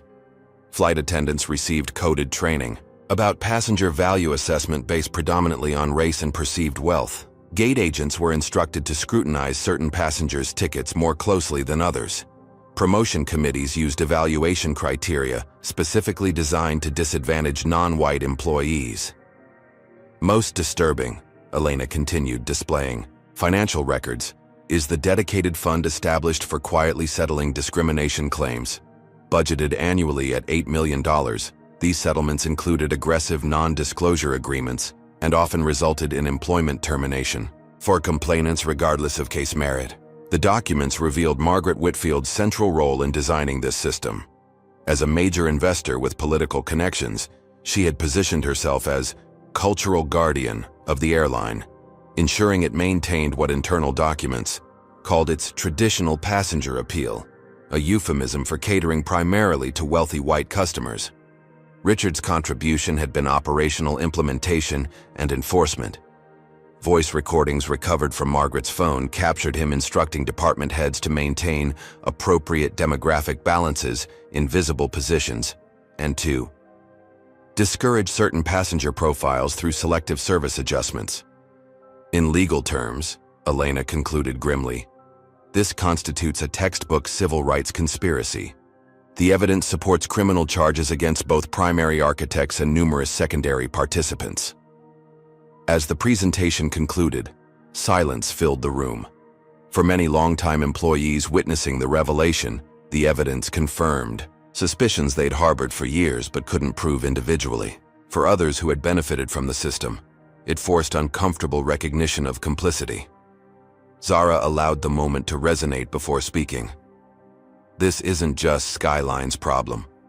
We've found evidence of similar systems at 6 major competitors, orchestrated through industry associations and shared consultants. The patterns are nearly identical. She displayed communications showing how Richard and Margaret had shared their passenger management techniques through exclusive industry forums, creating common practices that disproportionately impacted minority travelers across multiple airlines. What had seemed like isolated incidents were actually manifestations of coordinated policy. Our response must be equally systematic, Zara continued. Starting today, we're implementing comprehensive reforms in hiring, promotion, customer service protocols, and complaint resolution. Every policy will be examined for disparate impact and revised accordingly. The ambitious plan included mandatory unconscious bias training for all employees, anonymous complaint channels with independent investigation, demographic auditing of passenger service quality, and promotion criteria focused exclusively on measurable performance metrics. Most significantly, Zara announced the creation of a public-facing dashboard reporting discrimination statistics quarterly, radical transparency unprecedented in the industry. As the meeting progressed to implementation details, an urgent message arrived for Zara's legal team. Federal prosecutors had filed formal charges against Richard Harmon and Margaret Whitfield for conspiracy against civil rights, wire fraud related to discrimination settlements, and securities violations for misrepresenting company practices to investors. The news spread quickly throughout the building. For many employees who had suffered under the previous regime, the charges represented long-delayed accountability. For those who had quietly enabled the system, they triggered anxiety about potential personal exposure. Amid this tense atmosphere, Stephanie Walsh requested a meeting with Zara. Since her pivotal testimony at the shareholder meeting, Stephanie had been on administrative leave, her future with the company uncertain. Now she sat across from the young executive, composure masking, obvious nervousness. "I know I don't deserve consideration," Stephanie began hesitantly. "I participated in discrimination that hurt countless passengers. There's no excuse for my actions." "You're right," Zara agreed, neither hostile nor particularly sympathetic. "You actively discriminated against passengers based on race, including me." Stephanie nodded, accepting the direct assessment. "I'm not asking for forgiveness. I'm asking for the opportunity to help fix what I helped break. I know the system intimately, the coded language, the training techniques, the ways discrimination was disguised as customer service. That knowledge could be valuable in dismantling similar practices." The proposal was unexpected, but pragmatic. Stephanie's insider perspective could indeed accelerate reform efforts. Still, Zara considered carefully before responding. "You'd work with the Ethics Oversight Committee in an advisory capacity only," she finally decided. "No passenger contact, no supervisory authority. Your compensation would reflect that limited role.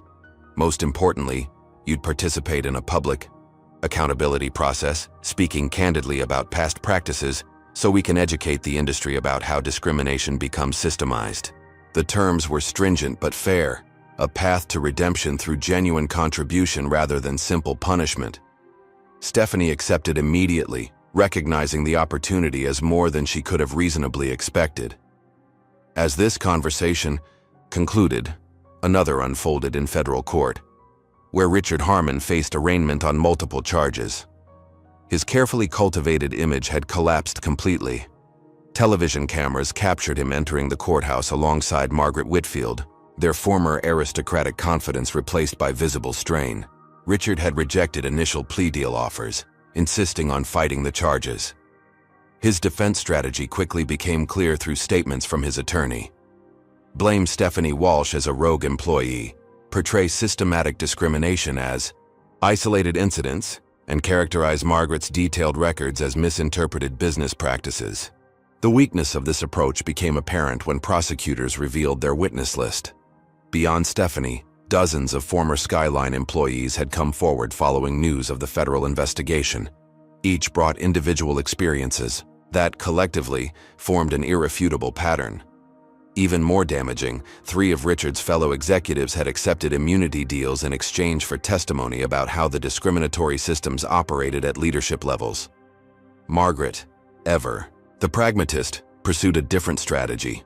Through her attorneys, she initiated back-channel discussions about potential cooperation. While maintaining public solidarity with Richard, she privately explored options for minimizing her potential sentence by providing information about industry-wide practices she had helped establish. This development created fresh challenges for Zara. Federal prosecutors sought her cooperation in building cases against other airlines, using evidence from Skyline's internal investigation. While committed to industry-wide reform, she hesitated to position her company as a government informant against competitors, concerned about potential business implications. The dilemma crystallized during a strategy session with her expanded executive team, which now included several respected industry veterans alongside younger, diverse talent. Legally, we have no obligation to volunteer evidence against other airlines, noted Martin Chen, the newly appointed chief legal officer. We can focus exclusively on reforming Skyline. But ethically, countered Amara Washington, head of the newly created Passenger Advocacy Division. If we know discrimination is happening systematically elsewhere and remain silent, aren't we perpetuating the very problems we're fighting internally? The debate continued until Vivian offered a characteristically elegant solution. We create an industry consortium focused on anti-discrimination best practices. We share our reforms, metrics, and methods openly, not as accusations against competitors, but as a new standard for the entire industry. Airlines can join voluntarily or explain to the public why they won't. The approach was quintessentially Vivian, strategic pressure through positive incentives rather than direct confrontation. Zara approved it immediately, recognizing that lasting change would require transformation beyond Skyline alone. As these corporate strategies developed, the personal toll of recent events became increasingly evident in private moments. Despite her public composure, Zara struggled with the emotional aftermath of discrimination, threats, and relentless pressure. Being proven right offered little comfort against the reality that systems designed to exclude people like her remained deeply entrenched throughout American business. Jason Miller, whose legal representation had evolved into genuine friendship, noticed her subdued mood during a preparation session for upcoming congressional testimony. "You've achieved more in a month than most activists accomplish in decades," he observed. "Why do I sense you're not celebrating?" Zara considered the question before answering thoughtfully. "Because winning the battle isn't the same as winning the war. Richard and Margaret are facing consequences, but they're symptoms of a much larger problem. The same systems that protected them exist in every industry, every institution. For every discriminatory leader exposed, dozens remain in power." "True," Jason acknowledged. "But systems change through accumulated pressure points. What happened at Skyline isn't isolated anymore. It's become a national conversation about corporate accountability for discrimination. That's how transformation begins." The conversation was interrupted by breaking news alerts. Richard Harmon had suffered an apparent medical episode during a court hearing. Early reports suggested a stress-induced cardiac event, serious but not life-threatening. For a man whose identity was built on projecting strength and control, the physical collapse seemed symbolically appropriate, his body manifesting the pressure his actions had created. As media coverage intensified, focusing on Richard's health rather than his alleged crimes, Zara recognized the narrative shift that often protected powerful figures. Conversations about systemic discrimination risked being replaced by sympathetic portrayals of a distinguished businessman under pressure. Taking control of the narrative, Zara scheduled a press conference focused not on Richard's situation, but on Skyline's forward-looking reforms. Standing before assembled media, she presented concrete policy changes already implemented, preliminary results showing improved employee satisfaction across demographic groups, and the company's commitment to transparent accountability. "What happened on my flight wasn't about one flight attendant or one passenger," she emphasized, steering attention back to substantive issues. "It reflected systematic policies that harmed thousands of travelers and employees. Our focus remains on transforming those systems regardless of the status of individual legal proceedings. The disciplined messaging worked. News coverage gradually shifted from Richard's personal drama back to the broader implications of Skyline's transformation. Industry publications began examining similar practices at other airlines, often finding patterns that mirrored those exposed at Skyline. Meanwhile, shareholders who had initially feared Zara's leadership would damage the company financially received surprising news. After an initial stock price decline, Skyline shares had stabilized and begun recovering as the company's ethical reforms generated positive publicity and customer goodwill. The destruction Richard had predicted was failing to materialize. Most significant was the response from employees. As discriminatory systems were dismantled and replaced with merit-based processes, workplace satisfaction scores rose dramatically, particularly among previously marginalized groups. Operational metrics improved as employee engagement increased, challenging the cynical assumption that diversity and performance existed in opposition. These positive developments culminated in a pivotal moment when federal prosecutors called Zara to review their completed case against Richard and Margaret. The evidence had grown far beyond the original flight incident, encompassing hundreds of discriminatory actions spanning decades. Based on testimony and financial records, the lead prosecutor explained, we're adding charges related to civil rights conspiracy, witness tampering, and obstruction of justice. The potential sentences now exceed 20 years, if convicted on all counts. The severity reflected not just the discrimination itself, but the elaborate systems created to conceal it and punish those who reported it. What Richard and Margaret had dismissed as standard industry practices had been recognized for what they truly were: calculated violations of fundamental civil rights protections. As Zara left the federal building, she encountered an unexpected figure: Margaret Whitfield, accompanied by her legal team, apparently concluding a cooperation agreement with prosecutors. Their eyes met briefly across the lobby. The aging aristocrat, who had helped design discriminatory systems facing the young black woman who had exposed them. Margaret's gaze held neither remorse nor recognition, only cold calculation about her diminishing options. For her, discrimination had never been personal, merely a business strategy to maximize profits by catering to certain customers at others' expense. That clinical approach had finally met its reckoning in the form of federal charges that even her considerable influence couldn't dispel. The moment passed without acknowledgement from either woman. Zara continued toward the exit while Margaret disappeared into a conference room with prosecutors, each moving along paths that had intersected dramatically but would now permanently diverge.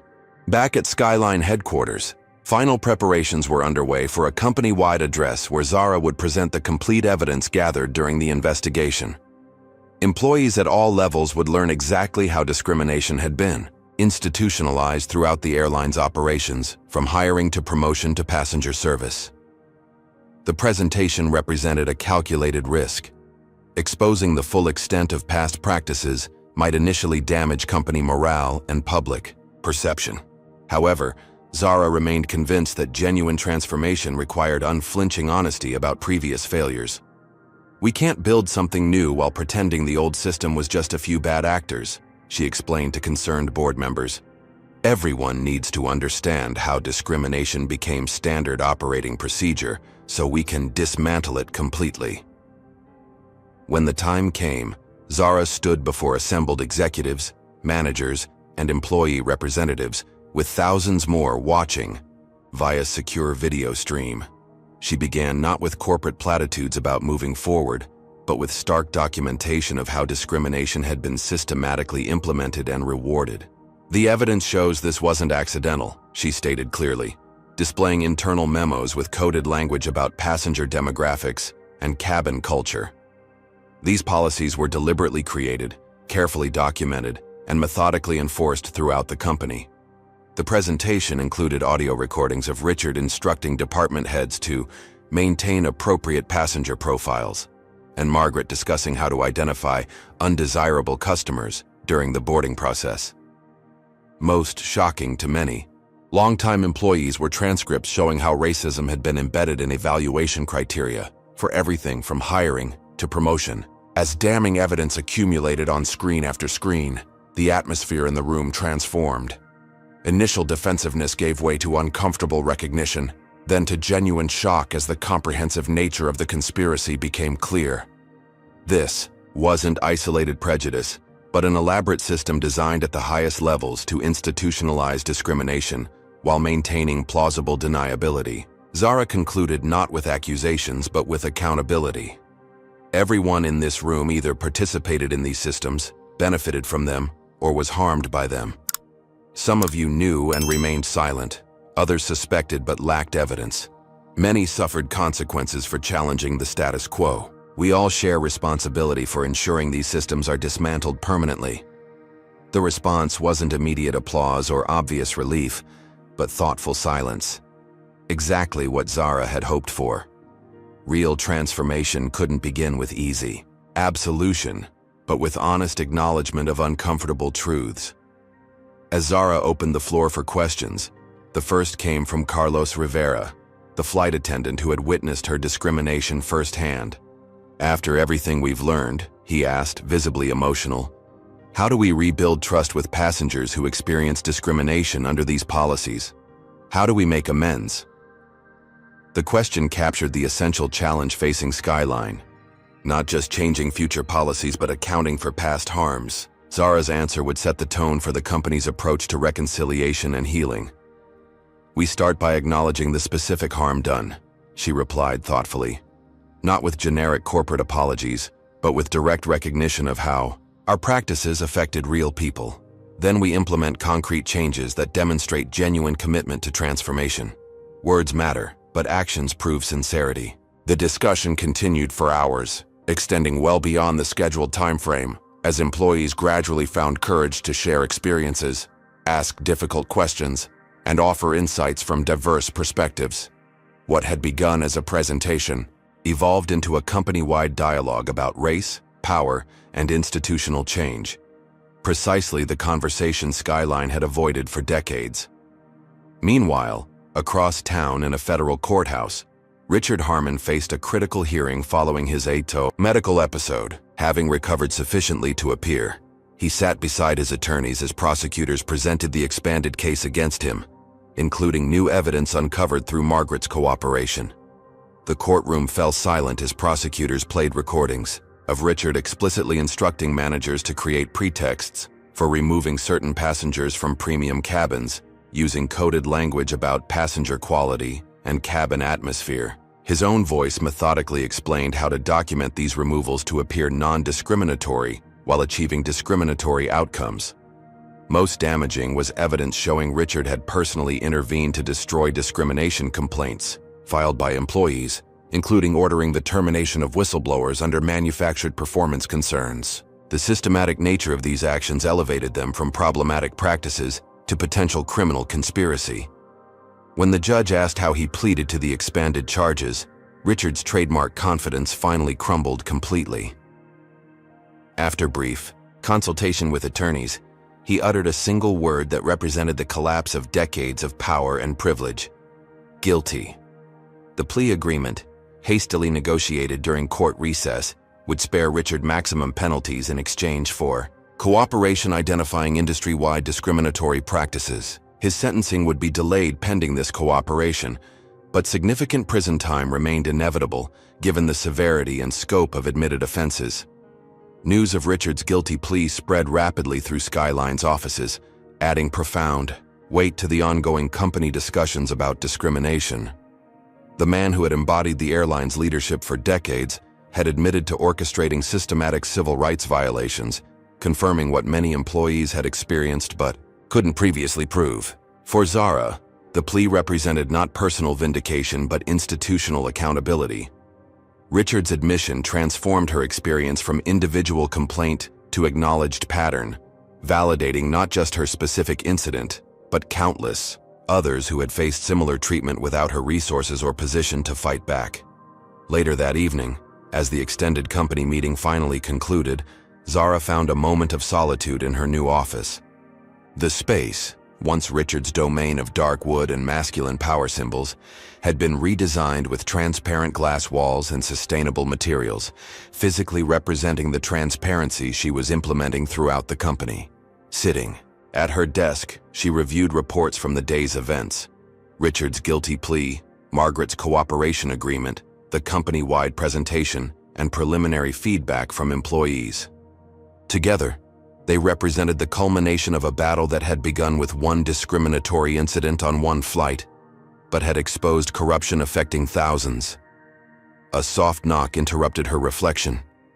Vivian entered, carrying 2 cups of tea and the wisdom of decades navigating corporate America as a black woman in leadership. "You've accomplished something remarkable," Vivian noted, taking a seat across from Zara. "Not just exposing what happened, but creating space for genuine transformation." "It doesn't feel finished," Zara admitted. Richard pleading guilty, the company acknowledging discrimination. "These are just first steps. The systems that protected him exist throughout business, government, education. How do we address something so embedded in American institutions?" Vivian considered this fundamental question before responding. "One company at a time, one policy at a time, one conversation at a time. Systems of inequality weren't built in a day, and they won't be dismantled in one either. But what you've done at Skyline creates a template others can follow." As they discussed next steps, Zara's phone chimed with breaking news alerts. Federal authorities, building on evidence uncovered at Skyline, had opened formal investigations into 3 additional major airlines for similar discriminatory practices. The systemic problems Zara had exposed were receiving unprecedented scrutiny across the industry. The conspiracy Richard and Margaret had nurtured for decades, spanning corporate boardrooms, regulatory agencies, and political connections, was unraveling completely. What began with one black teenager refusing to surrender her rightful seat had catalyzed a reckoning extending far beyond one airline. Tomorrow would bring congressional testimony, implementation of new policies, and the continuing challenge of transforming corporate culture. But tonight, Zara allowed herself a moment to recognize what had been accomplished and what it meant not just for Skyline, but for every passenger and employee who had ever faced discrimination disguised as standard practice. The systems wouldn't change overnight, but they would change. That certainty sustained her as she prepared for the battles still to come. 1 month after Richard Harmon's guilty plea, Skyline Airlines hosted an unprecedented event in its corporate headquarters. The Grand Ballroom, once reserved for executive functions and VIP customers, now welcomed former employees who had filed discrimination complaints over the past decade. Hundreds of individuals whose careers and dignity had been sacrificed to maintain the airline's traditional culture. Zara moved thoughtfully among the guests, listening more than speaking. Each conversation revealed patterns connecting individual experiences to the systematic discrimination she had uncovered. A black pilot repeatedly passed over for captain positions despite exemplary performance records. A Latina flight attendant disciplined for speaking Spanish to Hispanic passengers. An Indian customer service representative terminated after passengers complained about his accent. These weren't isolated incidents, but manifestations of deliberate policies documented in the files Richard and Margaret had tried desperately to destroy. Now, those same files formed the foundation for Skyline's unprecedented remediation program, including financial compensation, reinstatement opportunities, and public acknowledgement of institutional failures. Vivian joined Zara as the formal program began, both women taking seats among the audience, rather than at the executive table. Their decision reflected a fundamental principle of the new Skyline: leadership as service rather than status. Carlos Rivera, now heading the newly established Diversity and Inclusion Department, opened the proceedings with appropriate gravity. "Today isn't about corporate apologies or legal settlements," he emphasized. "It's about acknowledging specific harms done to real people through deliberate policies and taking concrete steps toward justice and transformation." The comprehensive remediation plan unveiled that day extended beyond financial compensation. Former employees were offered reinstatement with seniority recognition, back pay for wrongful terminations, and career development opportunities addressing advancement opportunities they had been systematically denied. Most significantly, Skyline established an independent oversight committee led by civil rights attorneys and former transportation regulators. This committee would have unprecedented Authority to review all discrimination complaints directly, bypassing management altogether if necessary. No company has ever voluntarily created this level of external accountability, noted Jason Miller, who had helped design the oversight structure. It's a complete reversal from previous practices of burying complaints and silencing victims. While the remediation program progressed, equally significant transformations were occurring throughout Skyline's operations. The airline's notorious premium passenger profile, the coded system for identifying desirable first-class customers based largely on race and appearance, had been replaced with transparent service standards applied equally to all travelers. Hiring and promotion practices underwent similar overhauls. Previously subjective criteria like cultural fit and executive presence were replaced with measurable performance metrics and skills assessments. Training programs specifically addressed unconscious bias in everything from crew assignments to passenger interactions. Most visibly, Skyline's marketing materials now featured diverse passengers and employees across all service classes, a dramatic departure from previous campaigns focusing almost exclusively on white business travelers in premium cabins. This shift reflected not just rhetorical commitment, but fundamental rethinking of the airline's market positioning and customer base. The results of these changes were becoming measurable. Employee satisfaction scores rose dramatically across demographic groups. Customer complaints about discriminatory treatment declined by 70%. Perhaps most surprising to skeptical board members, revenue trends remained stable despite predictions that traditional customers would abandon the airline over its transformed corporate culture. Not everyone embraced these changes, of course. Some longtime managers resigned rather than adapt to new accountability standards. Certain frequent flyers publicly canceled their memberships, explicitly citing discomfort with the airline's diversity initiatives. Industry publications featured occasional opinion pieces questioning whether Skyline had overcorrected in response to one unfortunate incident. Zara had anticipated this resistance and prepared accordingly. The company's communication strategy neither ignored criticism nor became defensive, instead consistently refocusing attention on measurable improvements in service quality and employee engagement, resulting from more equitable practices. This approach was tested most dramatically during Stephanie Walsh's first public appearance as part of the Ethics Oversight Committee. Speaking at an industry conference on customer service, she delivered unflinching testimony about her participation in systematic discrimination against passengers of color. "We were trained to use coded language and plausible pretexts," she explained to a stunned audience of airline professionals. Phrases like cabin balance and passenger compatibility that sounded neutral but meant identifying black and brown passengers for removal from premium cabins. It wasn't about individual prejudice, it was company policy, carefully designed to appear non-discriminatory while achieving discriminatory outcomes. Her candid description of these practices created intense discomfort among industry representatives, who recognized similar systems operating within their own airlines. Several walked out in protest. Others remained but challenged Stephanie's account, suggesting she was exaggerating to protect herself from legal consequences.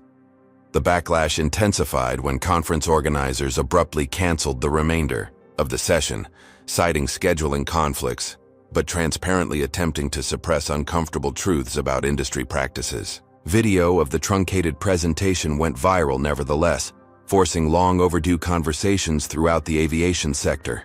Meanwhile, federal investigations into other airlines accelerated based on evidence provided through Richard and Margaret's cooperation agreements. These investigations revealed patterns strikingly similar to those uncovered at Skyline, suggesting not coincidental parallel development, but coordinated industry practices shared through executive networks and industry associations. For Zara, these developments confirmed her initial instinct that the problem extended far beyond one flight attendant or one airline. Discrimination had become industrialized, standardized, systematized, and integrated into routine operations, so thoroughly that many participants didn't even recognize it as discrimination rather than normal business practice. This perspective informed her testimony before the Congressional Transportation Committee, where she appeared alongside other industry leaders to address systemic discrimination in commercial aviation. Unlike other witnesses who offered vague, commitments to reviewing practices and enhancing sensitivity, Zara presented specific evidence and concrete reforms. The issue isn't isolated incidents or individual prejudice, she explained to legislators. It's systematic policies deliberately designed to appear neutral while producing discriminatory outcomes. Addressing this requires not just diversity, training, but structural changes to hiring, promotion, service delivery, and most importantly, accountability systems. Her testimony stood in stark contrast to industry representatives who continued minimizing the scope of the problem and resisting regulatory oversight. The difference didn't go unnoticed by committee members or the public, with UR's Skyline standard trending nationally as viewers compared Zara's forthright approach with defensive corporate posturing from competitors. Back at Skyline headquarters, the contrast between past and present became particularly evident during Richard Harmon's sentencing hearing.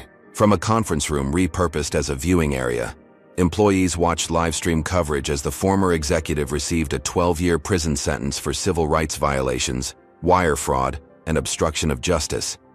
The judge's comments during sentencing were particularly noteworthy. "These weren't impulsive acts or isolated misjudgments," she observed grimly. "The evidence shows a calculated, systematic effort to deny equal treatment based on race, while creating elaborate mechanisms to conceal these practices. Such deliberate violation of fundamental civil rights warrants significant consequences." Margaret Whitfield received a lesser sentence of 5 years due to her eventual cooperation, though her financial penalties actually exceeded Richard's. The court ordered disgorgement of millions in profits directly traceable to discriminatory practices she had helped design and implement. The ruling established important precedent for holding investors accountable for knowingly profiting from civil rights violations. These legal proceedings received significant coverage, but Zara ensured equal attention for Skyline's positive transformations. The airline hosted open houses showcasing new training programs, transparent complaint systems, and employee resource groups. Media tours highlighted tangible changes in everything from hiring practices to in-flight service standards. Most impactful was Skyline's industry-leading transparency initiative, quarterly public reporting on discrimination complaints, investigations, and resolutions. This unprecedented accountability measure initially drew skepticism from industry analysts who warned about potential brand damage from acknowledging problems. Instead, the transparency generated surprising customer loyalty, particularly among travelers who had previously avoided the airline due to its reputation for discriminatory treatment. "People understand that problems will occur in any large organization," Zara explained during a business leadership forum. "What builds trust isn't claiming perfection, but demonstrating commitment to addressing issues openly when they arise." This philosophy informed perhaps the most significant moment in Skyline's transformation journey: the public event where Zara officially forgave Stephanie Walsh for her role in the original discriminatory incident. The carefully structured conversation, broadcast live through company channels, addressed accountability without vengeance, responsibility without shame. What happened on that flight reflected systems larger than any individual, Zara acknowledged, sitting across from Stephanie before assembled employees and media. Those systems were designed at the highest levels of the company, implemented through training and incentives, and reinforced through rewards and punishments. Acknowledging that context doesn't eliminate personal responsibility, but places it in proper perspective. Stephanie's response demonstrated the genuine evolution in her understanding. "I could say I was just following directions, but that would be a cop-out," she stated frankly. "I had choices, even within a flawed system. I chose compliance over conscience repeatedly, not just on that flight but throughout my career. Taking responsibility means acknowledging those choices and working to repair the harm they caused." The exchange modeled nuanced approach to accountability that recognized both systemic pressures and individual agency, a stark contrast to the binary narratives of complete innocence or total villainy that dominated public discourse about discrimination. The resulting conversation throughout Skyline and beyond created space for genuine reflection rather than defensive posturing. This approach characterized all aspects of Skyline's transformation under Zara's leadership. Rather than performative, Diversity initiatives are superficial inclusion messaging. The airline implemented substantive structural changes addressing root causes of discrimination. Rather than quick fixes or symbolic gestures, they committed to ongoing evaluation and adaptation based on measurable outcomes. 6 months after the confrontation that had sparked this transformation, Skyline hosted a formal reopening ceremony for its completely redesigned corporate headquarters. The architecture itself reflected new values: transparent glass replacing imposing walls, collaborative workspaces instead of hierarchical offices, inclusive design features ensuring accessibility for employees and visitors with disabilities. The event marked both celebration of progress and commitment to continuing evolution. Employees from all levels and departments participated equally, reflecting the flattened organizational structure that had replaced rigid hierarchies. Community representatives and civil rights organizations, once excluded from corporate functions, now participated as valued partners. Zara addressed the assembled crowd with characteristic directness, acknowledging both achievements and challenges ahead. Transformation isn't a destination, but a continuing process, she emphasized. We've dismantled discriminatory systems and created more equitable alternatives, but maintaining these changes requires ongoing vigilance and adaptation. She specifically acknowledged the unique circumstances that had enabled rapid change at Skyline, her ownership position providing authority that most discrimination victims lacked. Most people facing systemic discrimination don't own 51% of the company discriminating against them, she noted with subtle humor that drew knowing laughter. Our responsibility extends beyond our own operations to advocating for accountability throughout business and society. This broader vision had already begun materializing through the industry consortium Vivian had proposed months earlier. Initially, viewed skeptically by competitors, the Equitable Aviation Alliance had gained momentum as federal investigations made resistance increasingly untenable. 5 major airlines had joined, agreeing to shared standards for transparent complaint processing, demographic data collection, and independent oversight. The consortium established specific metrics for evaluating equality in customer experience, employee advancement, and corporate governance. Participating airlines published standardized reports allowing direct comparison of performance across these dimensions. The resulting accountability created powerful incentives for continuous improvement industry-wide. As the reopening ceremony concluded, Zara stood beside Vivian watching employees, community partners, and media representatives mingling freely in spaces once reserved exclusively for executives. The contrast with Skyline's former corporate culture couldn't have been more striking. "Did you ever imagine we'd get here?" Zara asked quietly. "When you first discovered my algorithm at that science fair, did you envision any of this?" Vivian considered the question thoughtfully. "I recognized your technical brilliance immediately. Your moral courage became evident later. But this?" She gestured toward the transformed space and the diverse community inhabiting it. "This exceeds even my most optimistic expectations."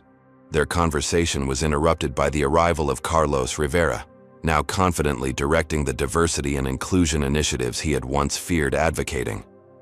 "The stock report just came in," he announced with evident satisfaction. "We've reached an all-time high. Turns out ethics and profits aren't mutually exclusive after all." The financial validation held special significance given predictions that Skyline would collapse under Zara's inexperienced leadership. Instead, the airline had emerged stronger through transformation, not despite addressing discrimination but because of it. Improved employee engagement, enhanced customer loyalty, and reduced legal liability all contributed to performance exceeding industry averages. As the celebration continued around them, Zara reflected on the journey from that first confrontation in the aircraft cabin to this moment of genuine transformation.